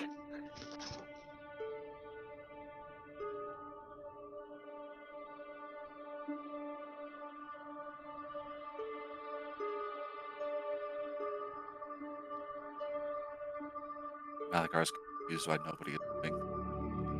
Malachar walks up to the front, does that John Travolta looking around like, where is everybody? What? hands up, like what the? Yeah. Yeah.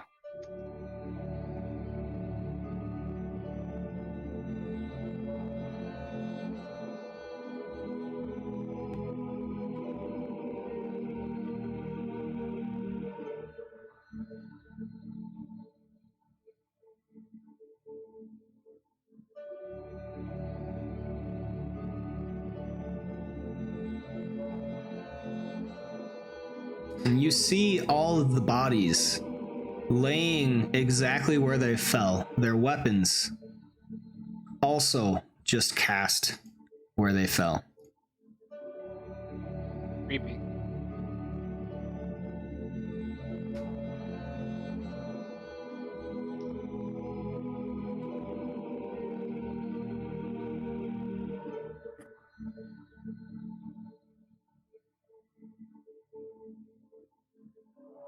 All right, what are you guys doing?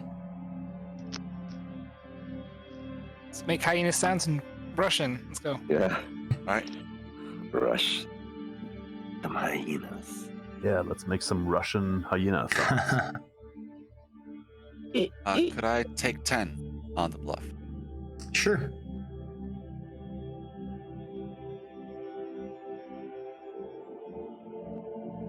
Let's see. entry. That 10. Hey, Yeah? Okay. Sure I did it right. proficient with fantasy grounds. Nice. Add that to my resume.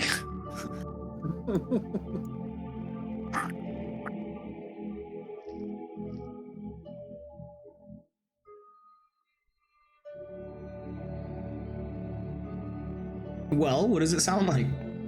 Oh, I'm not just gonna give it to you for free. right.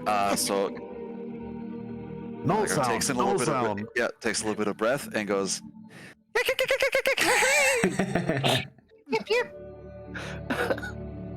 All right.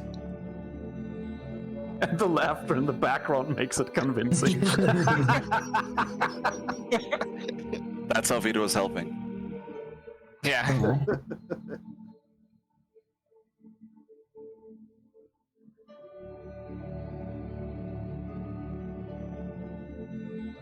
Lawless deception. You hear coming from within. Inside's probably an adventure body bluffing. It sounds actually pretty close, almost like just on the other side of the doorway. What do you do? Charge in. Arjun and smash, let's go. Yeah. So Malagar moves up to the door. Frog, come up here.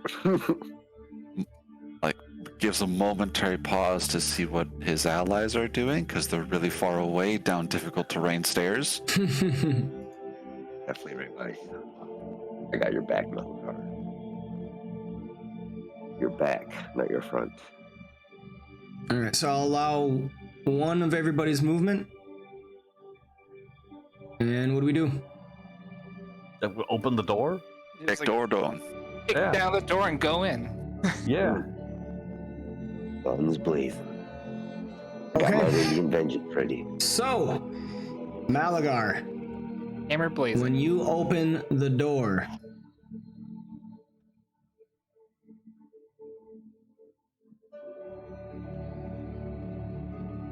oh, that's why. Take us to a Let's different map. see. Ooh. There, and we've got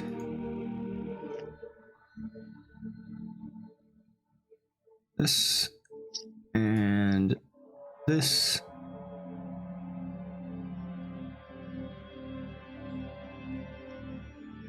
And Osiris is right here, and Vigor is right here, and Sprague.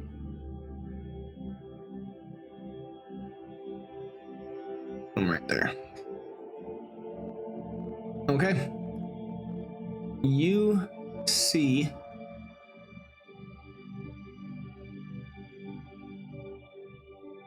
that as the stone doors open just slightly, there is a wide octagonal chamber before you.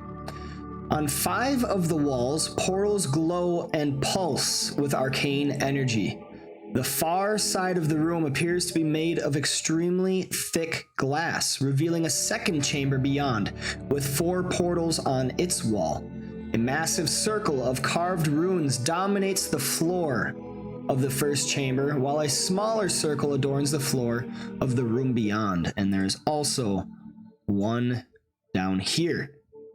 Within, you see 3 gnolls in the chamber, all facing the doorway. And right away,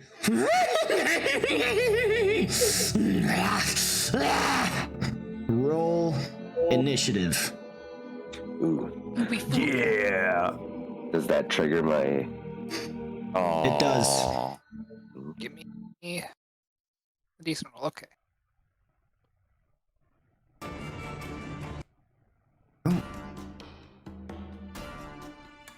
Oh man, guy, that could have been used for something good. Probably, yeah.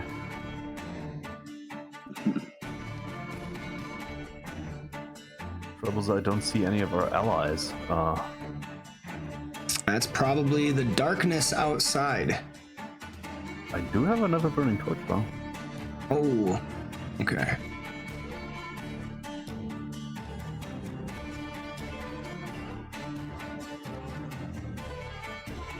There we go. Oh, wow. Wow.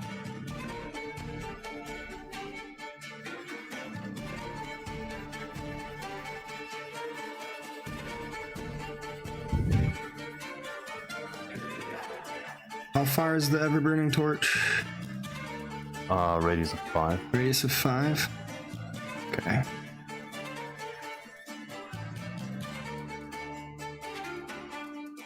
Ooh, daytime again. Here we go. Your torch. All right. So Osiris, you may let loose your radiant vengeance. Oh, I will. Right away, as the doors open, a bolt comes streaking past your face, Malagar, but you see it goes wide. We will start the initiative order with Guy at the top. What do you do? Okay, what do I need to roll to identify these guys? Roll me a nature check. Or wait, no, Arcana. Let's do Arcana. Arcana. Yes. Okay, Arcana. And this will be for the number 2 guy there. Didn't we already identify these guys? They look the same as the one before. Yeah. Maybe the same token, maybe, I Let don't know. me get that, because you got these. Actually, yeah, you do know all of these, because you have encountered these before. Oh, Okay. was the Moxcurse the whip guy then? Or- Lasher is the whip guy. Lashers of the whip guy. Oh, I don't know if we identified Demonic Scourge before. Did we see that one? The party has encountered it before. Oh, okay.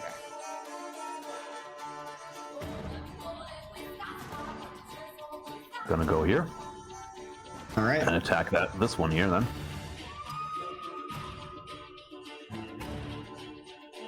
That's a hit. Blessing of battle coming through. Shining light radiating from Guy's greatsword as it comes into contact. 13 points of damage. And he gains resistance. Vita, you're up. I'm going to move up this guy. Give him a little divine challenge. And then enabling strikeout. Hey, That's a hit. Hey, finally hits. It's 12 points of damage done to the Lasher. and that's my turn. All right.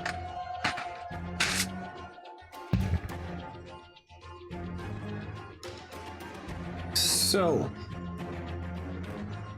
the Mauler is going to step right here and attack Vita using the Shatter Kai Greatsword, and it misses. But a backhand comes out. Vita, you are smacked across the face. You take 11 points of damage and are knocked prone. Osiris, you're up. alright. Is this still difficult terrain, or Yes. might we go right here? 1, 2, 3, 4. And then, I will oath this Bang Lasher.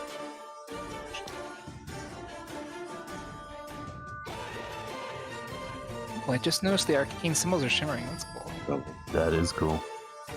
Yeah. I will Radiant Vengeance. Oh, you fancy. That is a miss. Can I do my advantage? Yes, you Inspiration? do have an advantage to use. Go ahead. Alright, so double roll, Radiant Vengeance again. That's a Come on, hit. There you go.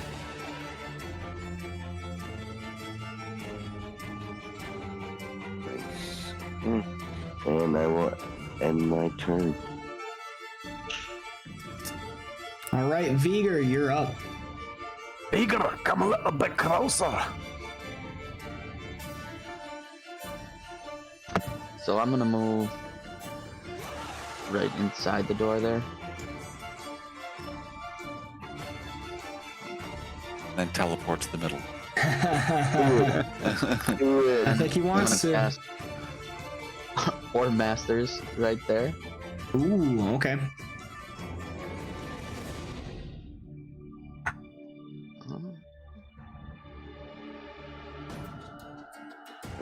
That Can I use is this? a miss. Can I use my advantage on that one? Yes.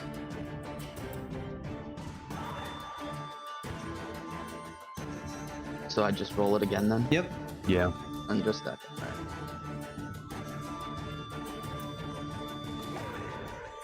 On 20. Oh, wow. Both. There you go. Nice one. So I hit both of them. All right. Vigor casts his Orb Master's Incendiary Explosion. The fire rushes out, dealing 8 points of damage to both. They are knocked prone. And that will use up your advantage. Yep. And that will be my turn. All right. Wicked Fang Lasher 1. Going to step into this portal.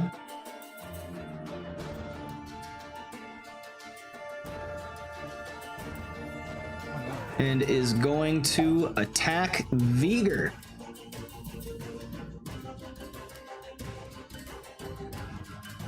Takes his whip, slashes it out, and it hits you, Vigor. You feel it wrap around your ankle, and you are yanked into the air, taking 9 points of damage. And you are slid 3 squares.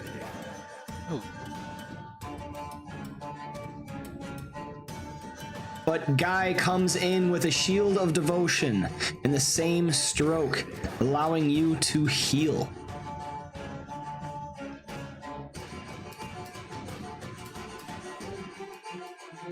Alright, and that, all he can do, taking us to the second Lasher, who is going to step up from prone after taking some fire damage. And it is going to attack Vita.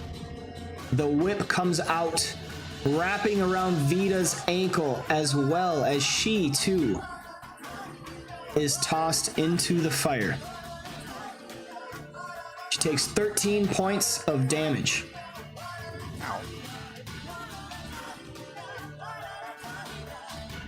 Vigor, your Orb Masters, does that do it when they enter? Each enemy that enters the zone or starts... Okay. Yeah.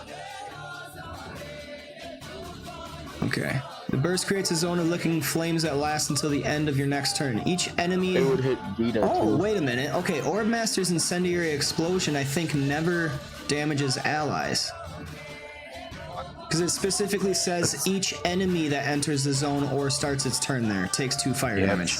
It's written weirdly because later it also says, and now it only targets enemies, which is kind of Yeah, non-relevant if it were. Yeah. basically it targets every creature within the burst when you make it, but then I think the zone acts differently. Yeah. Okay, so Vita's actually... Damages everybody. I'm just gonna rule it that Vita does not take the damage, just to keep it nice and simple. Only the initial attack is not. Yeah. Okay, so then that is a movement, a standard. Malagar, you're up. Alright. Malagar sees an opportunity. He's going to move in, here, and then here. And attack Lash, or, Wicked Fang Lasher 1 with a Riposte Strike.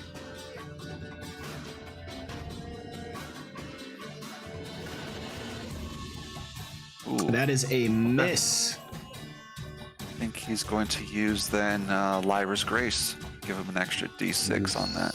Still have advantage if you want Yeah, to you use it. still have an advantage. Oh, that's right. Oh, okay. Then I'll use that instead. Okay. Go ahead and re-roll. With your combat advantage. That is a miss. Damn. All right, well, now I'll use it. Yeah. Lyra's Grace. So that's a 25. Yep. Sweet.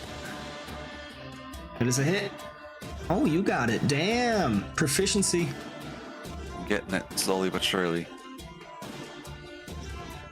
29 points of damage to the null.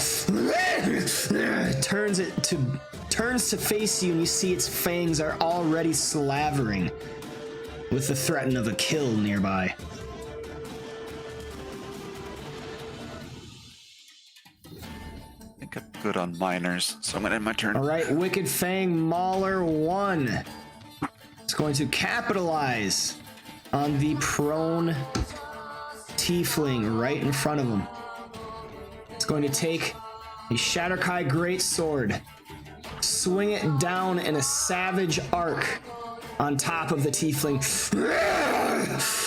But she dodges out of the way, rolling to avoid it. It is a miss. Sprog, you're up, Cannonball. All right. Oh. 2, 3, 4, 5, 6. Move to there.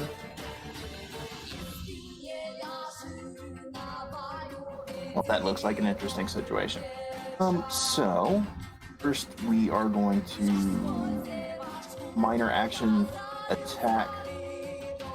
All right. Lasher number 2.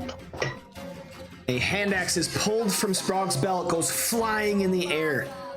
The Null is able to see it dodging out of the way. You can mark it well. Yeah.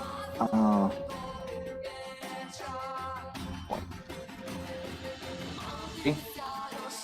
There we go.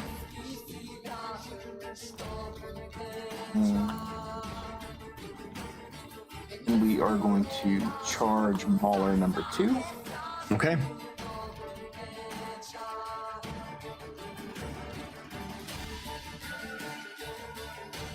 That is a hit. And it is still knocked down.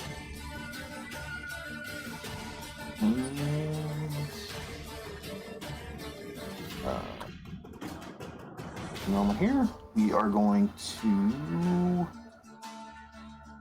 the main stuff. Maybe. Yes. I'm just gonna go ahead and do that. There we go. Okay, I'm trying to figure out where the. There we go. Was it showing the thing? So we're going to Flurry of Blows, Lasher number 2. All right, so that's the more damage one. 9 points of damage to Fang Lasher 2.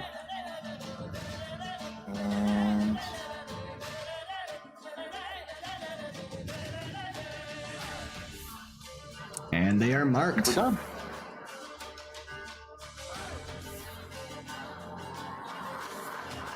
All right, the Demonic Scourge is going to step into this portal. And it comes out right there. 1, 2, and 3. It too is going to attack Vida Keberos. Not before I get this aura on there.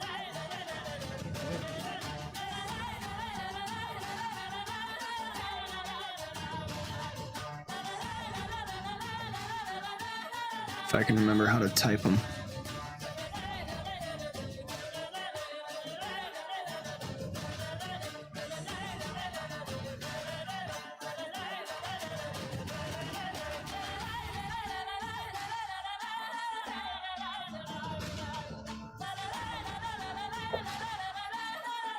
There we go. Okay.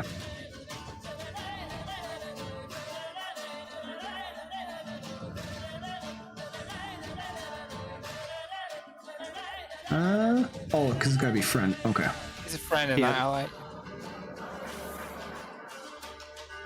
There. There we go. Okay.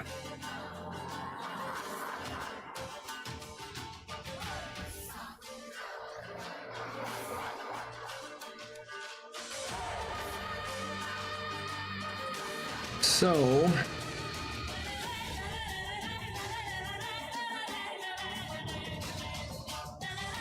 going to use his heavy flail on the prone tiefling down in the fire.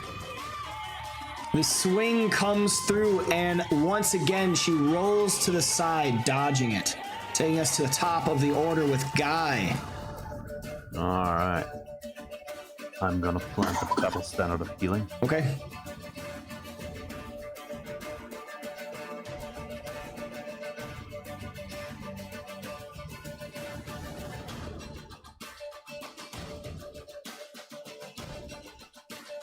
Right there.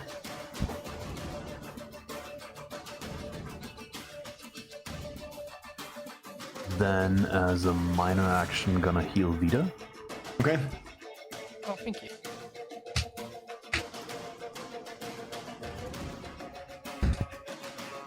Vita is healed.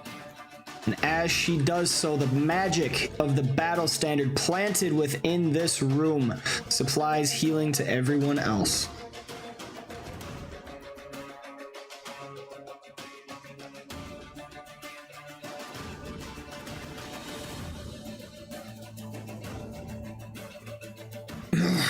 What magic is this? As a healing of Moradin, you bastard. Moradin, weak. I'll see about that. And then I'm gonna take an action point. Ooh. Oh. Remind me not to talk shit about Moradin. Or when you want to draw out his action Yeah, points. or when I want to draw out action points. Oh no, that was a plan from the start.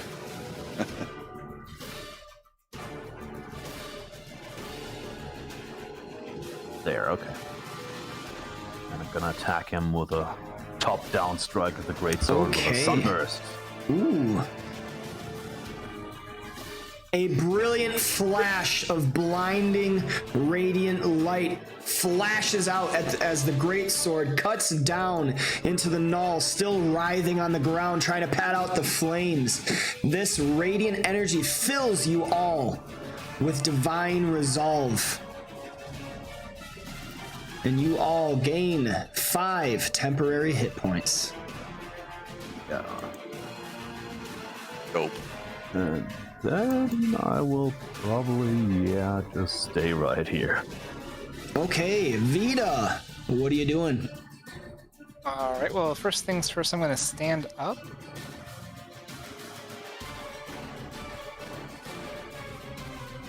And do you guys remember how tough this demonic thing is? Well, for the leader aura, either way, we have to take him down fast, so Yeah. keep him busy and far away from the rest, I suppose, and we can You would focus know- the others down. You would know that he's tougher than the rest.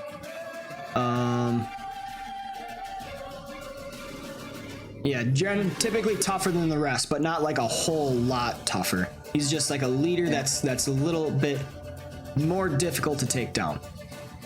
Okay. Does using a ranged power in melee cause an attack of opportunity? Yes, it Yes. provokes. You would provoke twice there from both. Okay. Just do this. I'm gonna smack him with my hammer and do a righteous smite. No, valorous smite.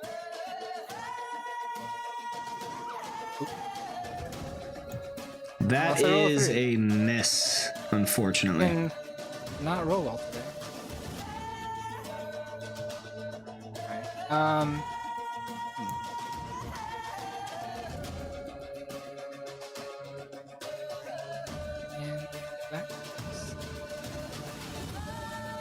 I will.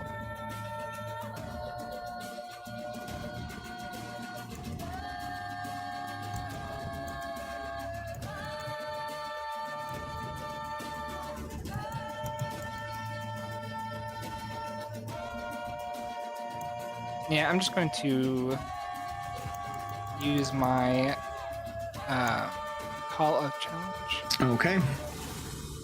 and mark these 3 guys.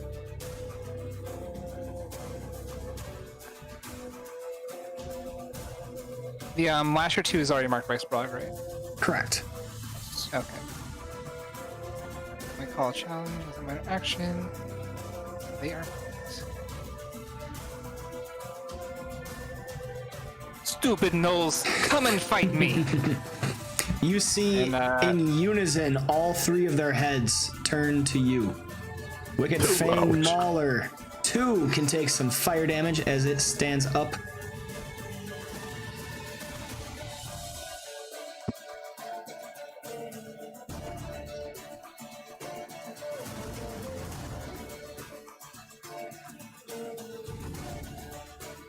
And it is going to shift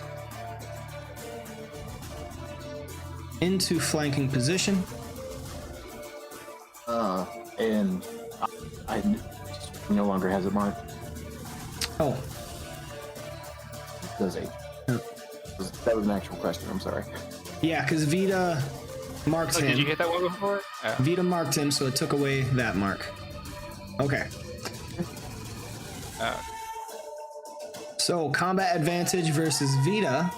Gonna slash down with his Shatterkai Greatsword. But that is a miss. Is going to backhand you. As he recharged that. And that too is a miss. Osiris, you're up. That's a healing word from Moradin for you.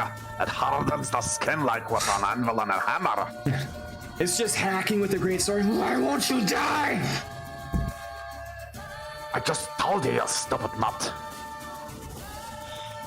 Do a Radiant Vengeance on this guy. That is a hit.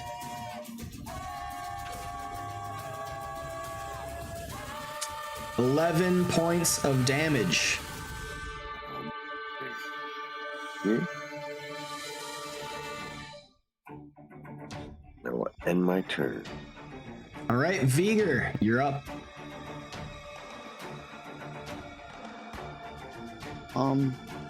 So I'm gonna expand my Orb Masters. Okay.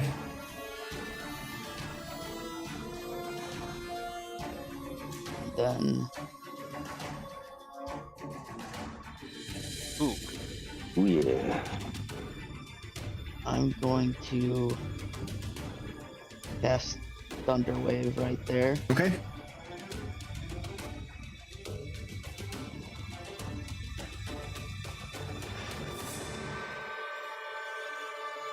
That is a hit.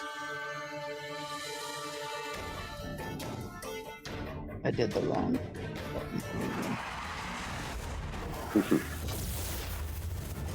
I didn't mean to do that. You can cancel that. Well, that's fine. Just count it as a hit. You rolled an 18. The same roll. That's fair. You have the same to hit with both, don't you, too? A plus 10. Yeah. They're worth different. They're one's versus good, different one's ones, fail. though. Oh, okay. All right, 11 points of damage. And he gets pushed 4 squares. Goes flying across the room. You see the whip trailing behind it, flying in the air, giving a crack as he lands on the other side. What else, Viger? You have a movement.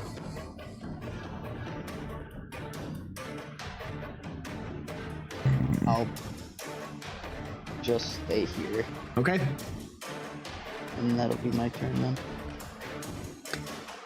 Lasher 1 is going to shift down, and it is, since it recharged, it is going to attack Viger once again. Vigor is hit on a 22. Did it start in the fire or is it out? It was out of the fire. Vigor is slid over there and takes 8 points of damage, partially absorbed. Lasher 2 gets to go now and is going to attack Vita.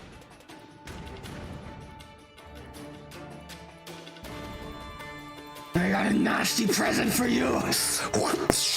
Slaps the whip at you. And misses. Taking us to Malagar. Alright. Let's see. Malagar is going to move. Right there.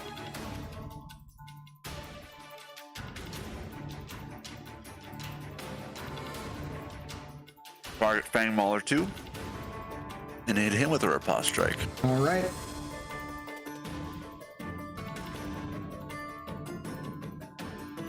That is a hit.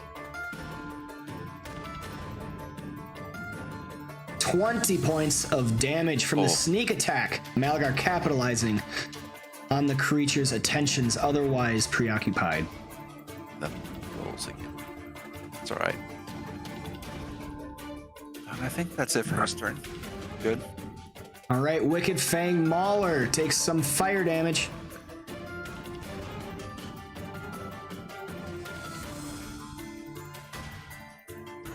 And it is going to attack Vita with combat advantage.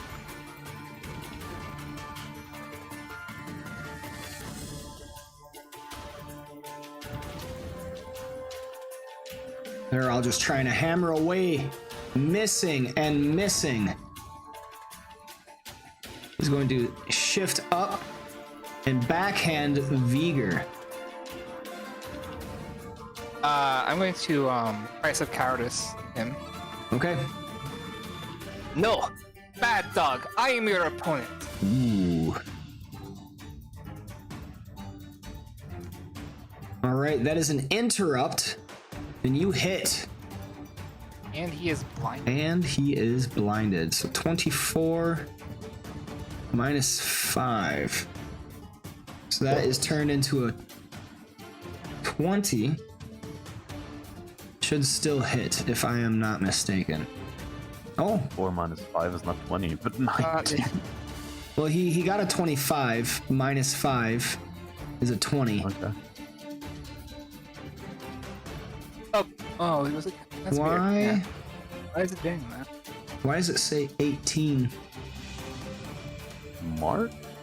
No, it's got the mark on the other one too. Yeah, I should have marked. So it should be a 20. Vigor's 19. AC. Okay, so that is still a hit. The Vigor is going to take some damage and is knocked prone. But right away, the Null exclaims, looks around, its eyesight is taken from it, blinded by the brilliant flash. Sprague, you're up.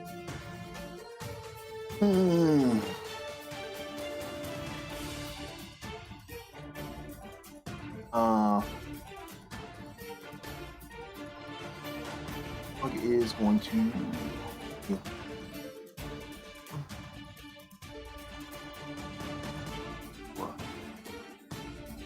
Alright, you do get 5. an attack of opportunity against you by the Fang Lasher. Yeah. For it. Alright, a barbed whip comes out and it does smack you, dealing no damage, but you do receive a wound that causes you to bleed. Right.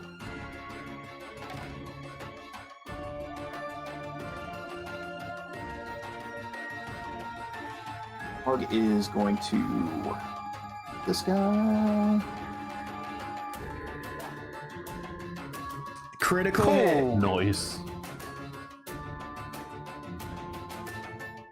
And I would like to slide him northwest of where?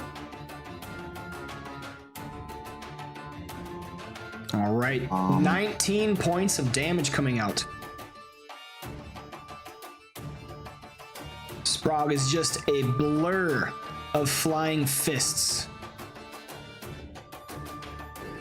12 points of damage. To Mauler 1. And him 1 east.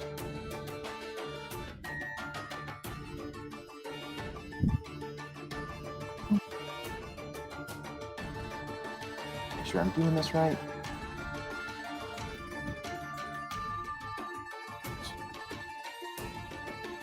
Or uses a line attack. Oh.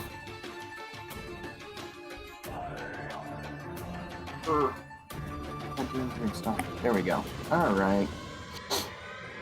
And vicious assault. Ooh. We all grand combated. All right. I am going to go ahead and do another action point.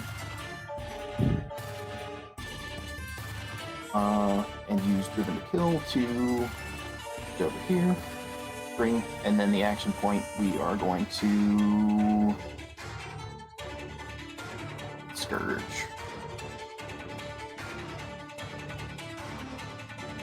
All right. So Mauler 1 is going to get an attack of opportunity against you. The shift. It's a shift. Oh, because you got that power. Okay. Gotcha. So angry. So angry.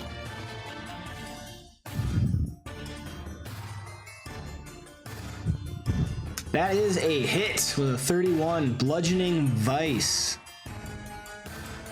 12 points of damage.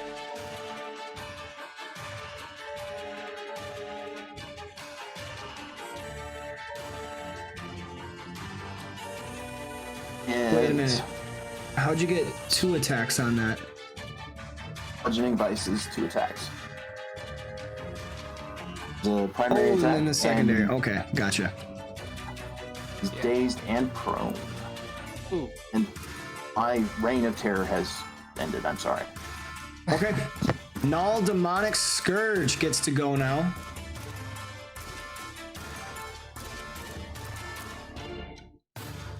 Which is going to stand up. And that is And all that's he his can turn? do because he is dazed. Yeah. Guy, you're up. All right. Malagar. Yes. Your blade has not drawn enough blood yet. All right. Melee basic attack.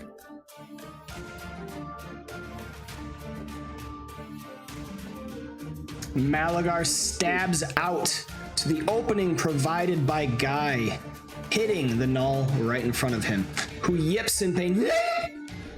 19 points of damage. All right. That's a lot.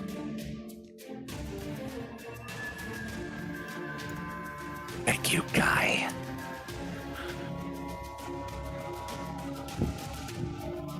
Then I move there. Does Slasher 1 get the opportunity attack or no? Because he already used his opportunity action. Opportunities once per turn, so he still gets it. Okay. It's the reaction or the immediate the actions that react- you only get okay. once. Yeah. Lashes out to Guy, who nimbly dodges. And so Guy will stand over protectively of his wizard friend. Exactly. So that when Vigor stands up, you can shift 1 square. And that'll be me. All right, Vita, you're up. Okay. All right. For my first action, I might as well do this. She raises her hammer and activates her Paladin's Wrath on this guy and this guy. As radiant chains reach out from her to them. And I'm going to Enfeebling Strike the guy that's down here. Come on. That is a hit.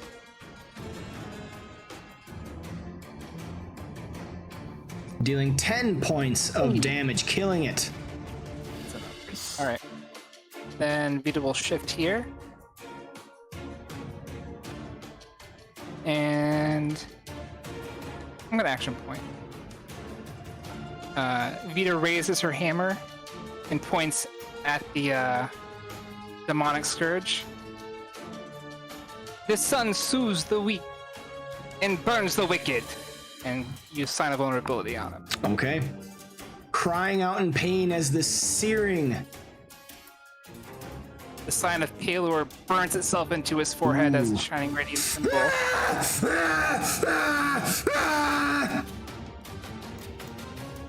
23 points of damage to the demonic scourge. And it has vulnerability 5 to radiant. Okay. Burn him, boys. And that's it for me.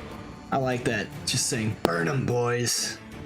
All right, the Mauler is dead. Osiris, you are up. Do we know if this no demonic is undead or is he a demon?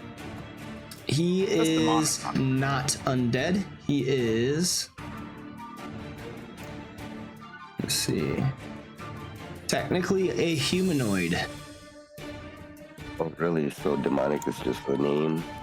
It's just a title, just part of the name. Ceremonial. Yep. Damn you. Wish he was demon.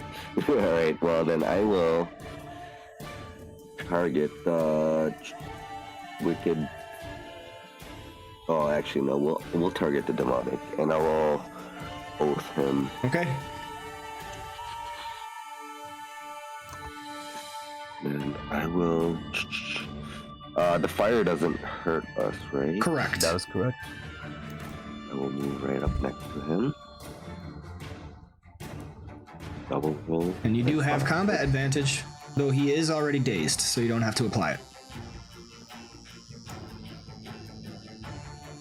That is a hit. A hit on an 8. That should be 11. It's vulnerable. Yep, so one more. Okay. Oh, yeah, He's one more. vulnerable, so...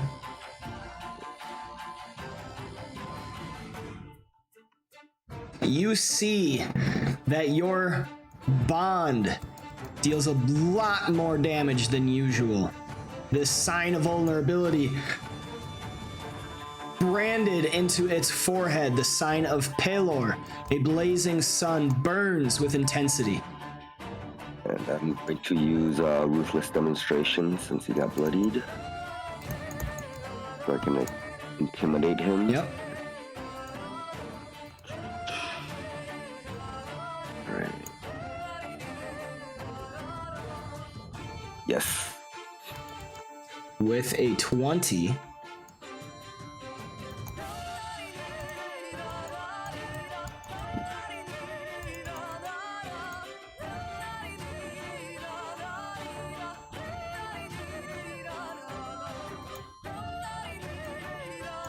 You see this gnoll somehow cowing down before you. Alright. Can I tie him up, restrain him?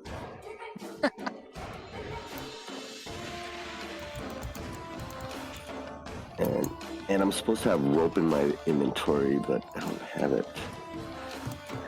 I specifically wanted rope for that. Yep. Yeah, you do. You have 2. There we go. Okay, I see it now. Rope hemp. So do I use one? Yeah, yeah. We don't have to go through the whole part about inventory with it, but yeah. Yeah. Yep, then I will restrain him and then I will end my... You already used your standard action. Oh, yeah. All Then I right. will end my... Zypher gives disadvantage to Lasher 1. And Viger, you are up. Where am I? Under guy? Yep. Yep. Guy's you can shake one straddling square one. while standing up. Guy stand up. Yep, and then you get to shift 1 square after doing so. I want to go right there.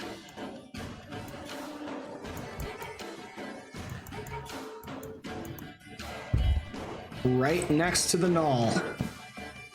Uh-huh.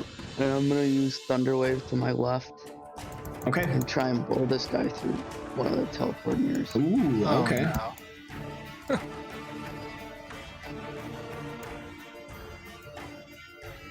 Nope. That is a miss.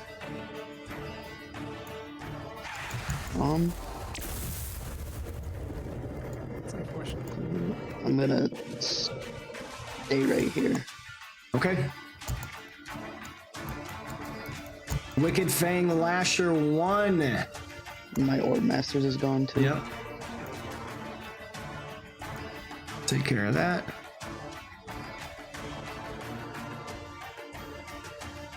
Going to target Vigor.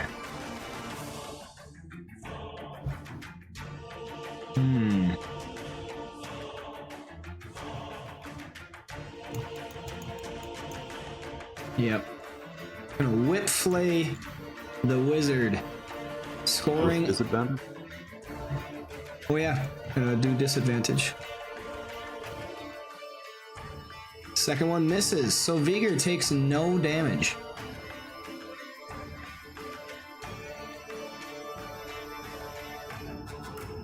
That is a miss.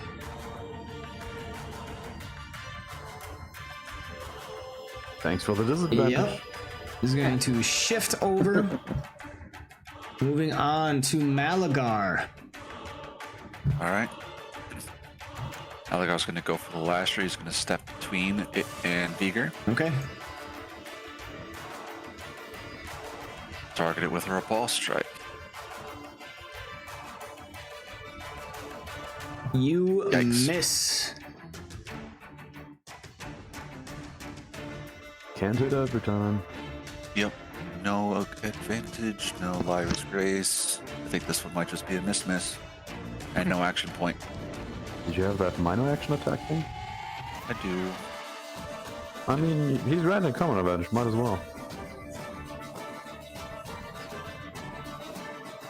I'm gonna go with the low slash. That's not a miss. That is a hit.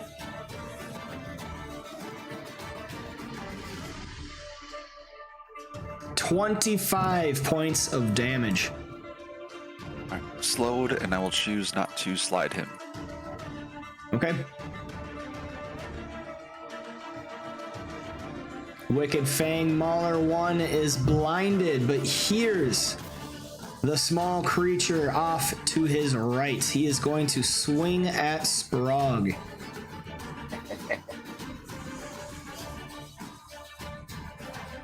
The greatsword comes slashing out, missing, and right away Objection. a backhand. What? Objection. Okay. Parry and riposte is used.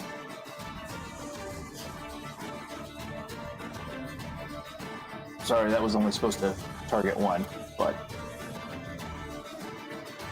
Yep, you hit the thing one. 7 points of damage as Sprog returns fire. But a backhand is going to come out.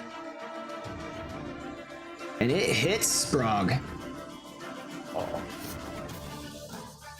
Sprog takes 9 points of damage and is knocked prone.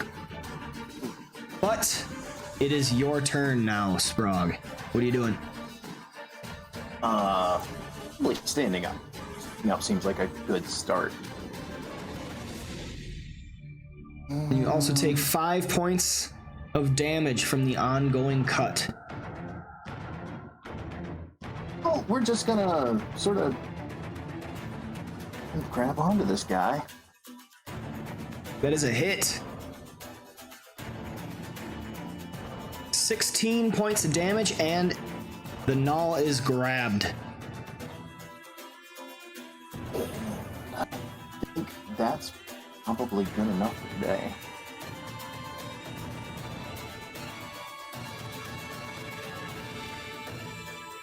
All right, the demonic scourge continues to try and put out the flames that it feels. This brand atop its forehead taking all of its attention. Guy, you're up. Alright. I'll go to the demonic scourge. Did he give up? He's cowering. He's cowering before Osiris. Okay, in that case, I will not, and I will instead go to the smaller one here.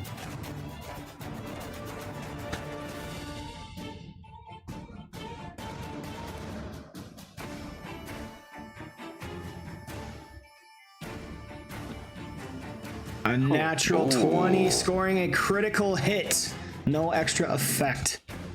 Guy Juicy. comes over and slashes a wide, gaping wound into the backside of the null, dealing 25 points of damage. Giving Malagar a little bit of resist. Because why not? All right, Vita, you're up. Alright, things are pretty much handled over here. Vita's just gonna scooch over to assist Malagar with this guy. Give him a little tap on the shoulder. Hey, I'm your opponent with a divine challenge. And then enfeebling strike. Okay.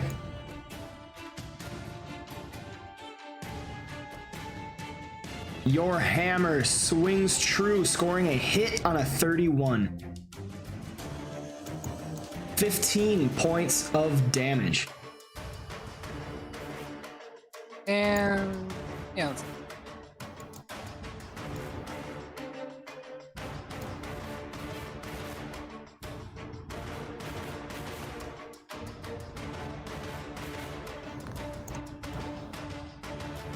All right.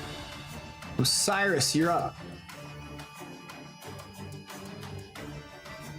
Alright, I'm going to restrain him with my rope. Okay. Go ahead and make me a thievery check. Thievery check. Ooh. Nice. All right, you take out your rope and you wrap it around this null. And it is restrained. Alright. Then, I will move. Can I drag him? Is that like half my move speed? Yeah, you would have to, I think you'd have to make a strength check. Strength check. Yeah. Ooh. Alright. Well, I guess I'm not moving him. You try to pull on it, but you are unable to. Right, then I will end my turn. All right, Viger, you're up. I'm gonna use Phantasmal Assault on the Lasher 1. Stop. Okay.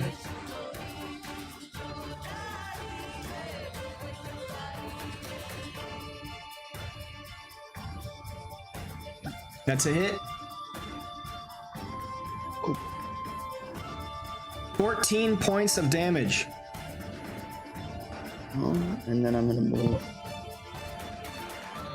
right there. All right. And that'll be my turn. Wicked Fang Lasher 1 is going to shift into the portal.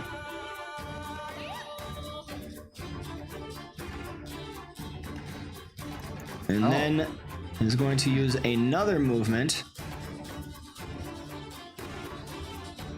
to disappear into a doorway.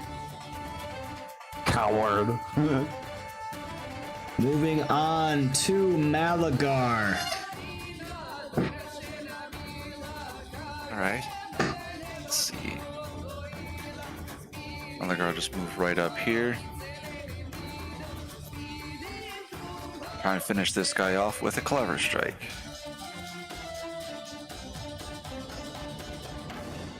That is a hit. As he's distracted with Sprague, comes up behind him and just backstabs him. All right. Right between some ribs. And there we go. Malagar moves up into position, stabbing out quickly, looking around to see what other foes there are, and there are none at this moment. Congratulations, you have made your way into Fortress Greystone and seen the first rooms, these teleportation portals showing a sign of devious mechanisms within. Thank you so much for coming. Thank you so much for playing with me. This is where we will have to end the session. Can I use one healing power before we... Sure, go ahead. All right. 18 points to Viger, and the rest are brought up. So we will have to continue next session. Keep an eye. I got to figure out what's going on with work because stuff switched around. It's just a matter of which weekends I'm going to be working on Saturdays, and then we'll get that figured out. And I know I'll probably have to talk with you, Leper, if I can't make it the same weekends, and we might have to switch rotations. I don't know how that would work, but we'll have to talk about that. I don't think I'll have to. I'll make it work, but just because things are really weird at work usually. It's pretty much we just switch weeks. Yeah. But I mean, like, I don't know if that would mess up with your campaign players too, because they probably want to keep it consistent as well. All right, so there we have it. Let's see if something. Yeah, I don't know where that effect's coming from. Yeah, I don't know either. Because there's nothing on my character on the combat track. Oh wait, is it that bloodied attack +1? Bloodhunt? Bloodhunt, yeah. That's what it is. Okay, that makes sense. I completely forgot about that. For being a tiefling, there you go, because they were bloodied. Yeah. Okay, I knew it was something because it said effects, but okay, yeah, got it. I just wanted to know what it was. Okay, there we go. Yeah, thank you so much. I hope you had fun. I had a good session. I had a good time, and I will see you next time. Absolutely, good session, guys. Have a good rest of your night. Have a good rest of your day. Thanks for listening. See ya. Bye, y'all. Very good session. Very good. Very, very good. That was fun. Doing the role play for Nulls and everything is pretty fun. Oh, this isn't the one I want. That ain't the one I want. This is the one I want. All right. So, to all you out there, I see I got quite a few things there. Pinervakun has followed. Pickangibledint. However you say that. Got quite a few follows.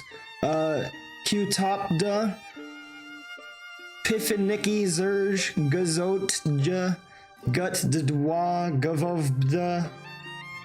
Is this like one person just making a whole bunch of names and giving me a follow? It kind of feels like that. That's random names. All right. Well, yeah, we got some in there. Thank you so much, McNutty Dubs with the raid. I see a few of you. Zypher with the perfectly timed advantage, or disadvantage, I should say. Thank you so much, guys, for tuning in. I hope you enjoyed it. Definitely need to catch up on those YouTube videos because I am so very far behind. But, you know, little bit by little bit, I'm only one guy doing this by myself, trying to, you know, bring something fun for people to partake in, something fun for people to watch. Every other Sunday I play this campaign, which is 4th edition Dungeons and Dragons. This is the Scales of War Adventure Path, which is supposed to take characters all the way to final level. In 4th edition, that is 1 to 30.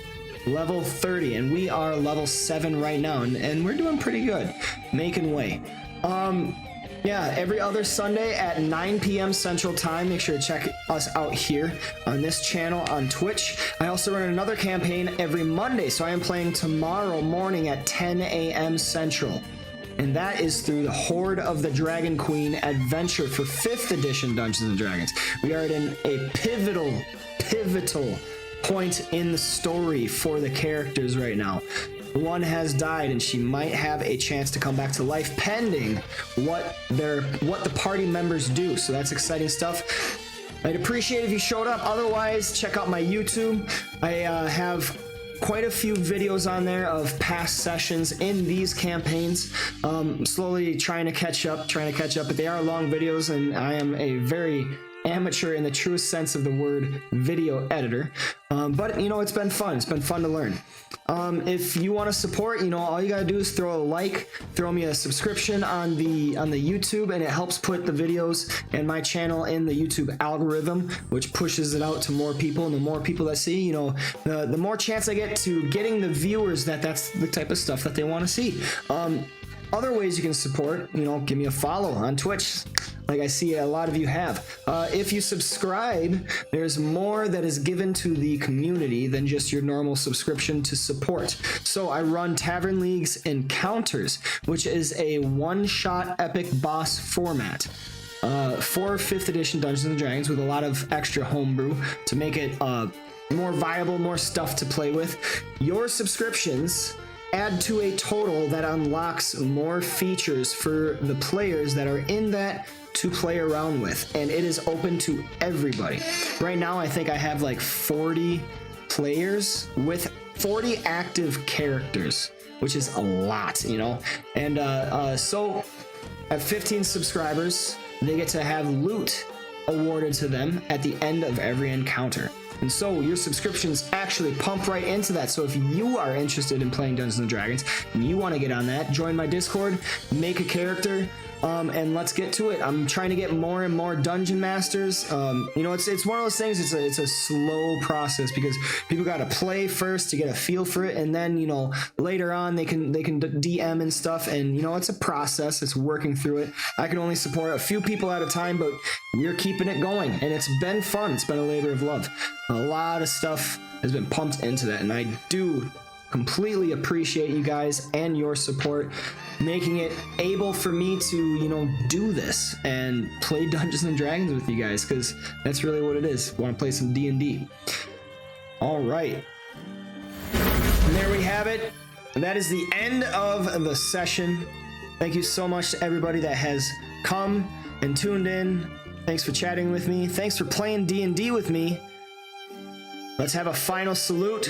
Take your mugs, whatever you're drinking, tip those bad boys back. This has been the Tavern League.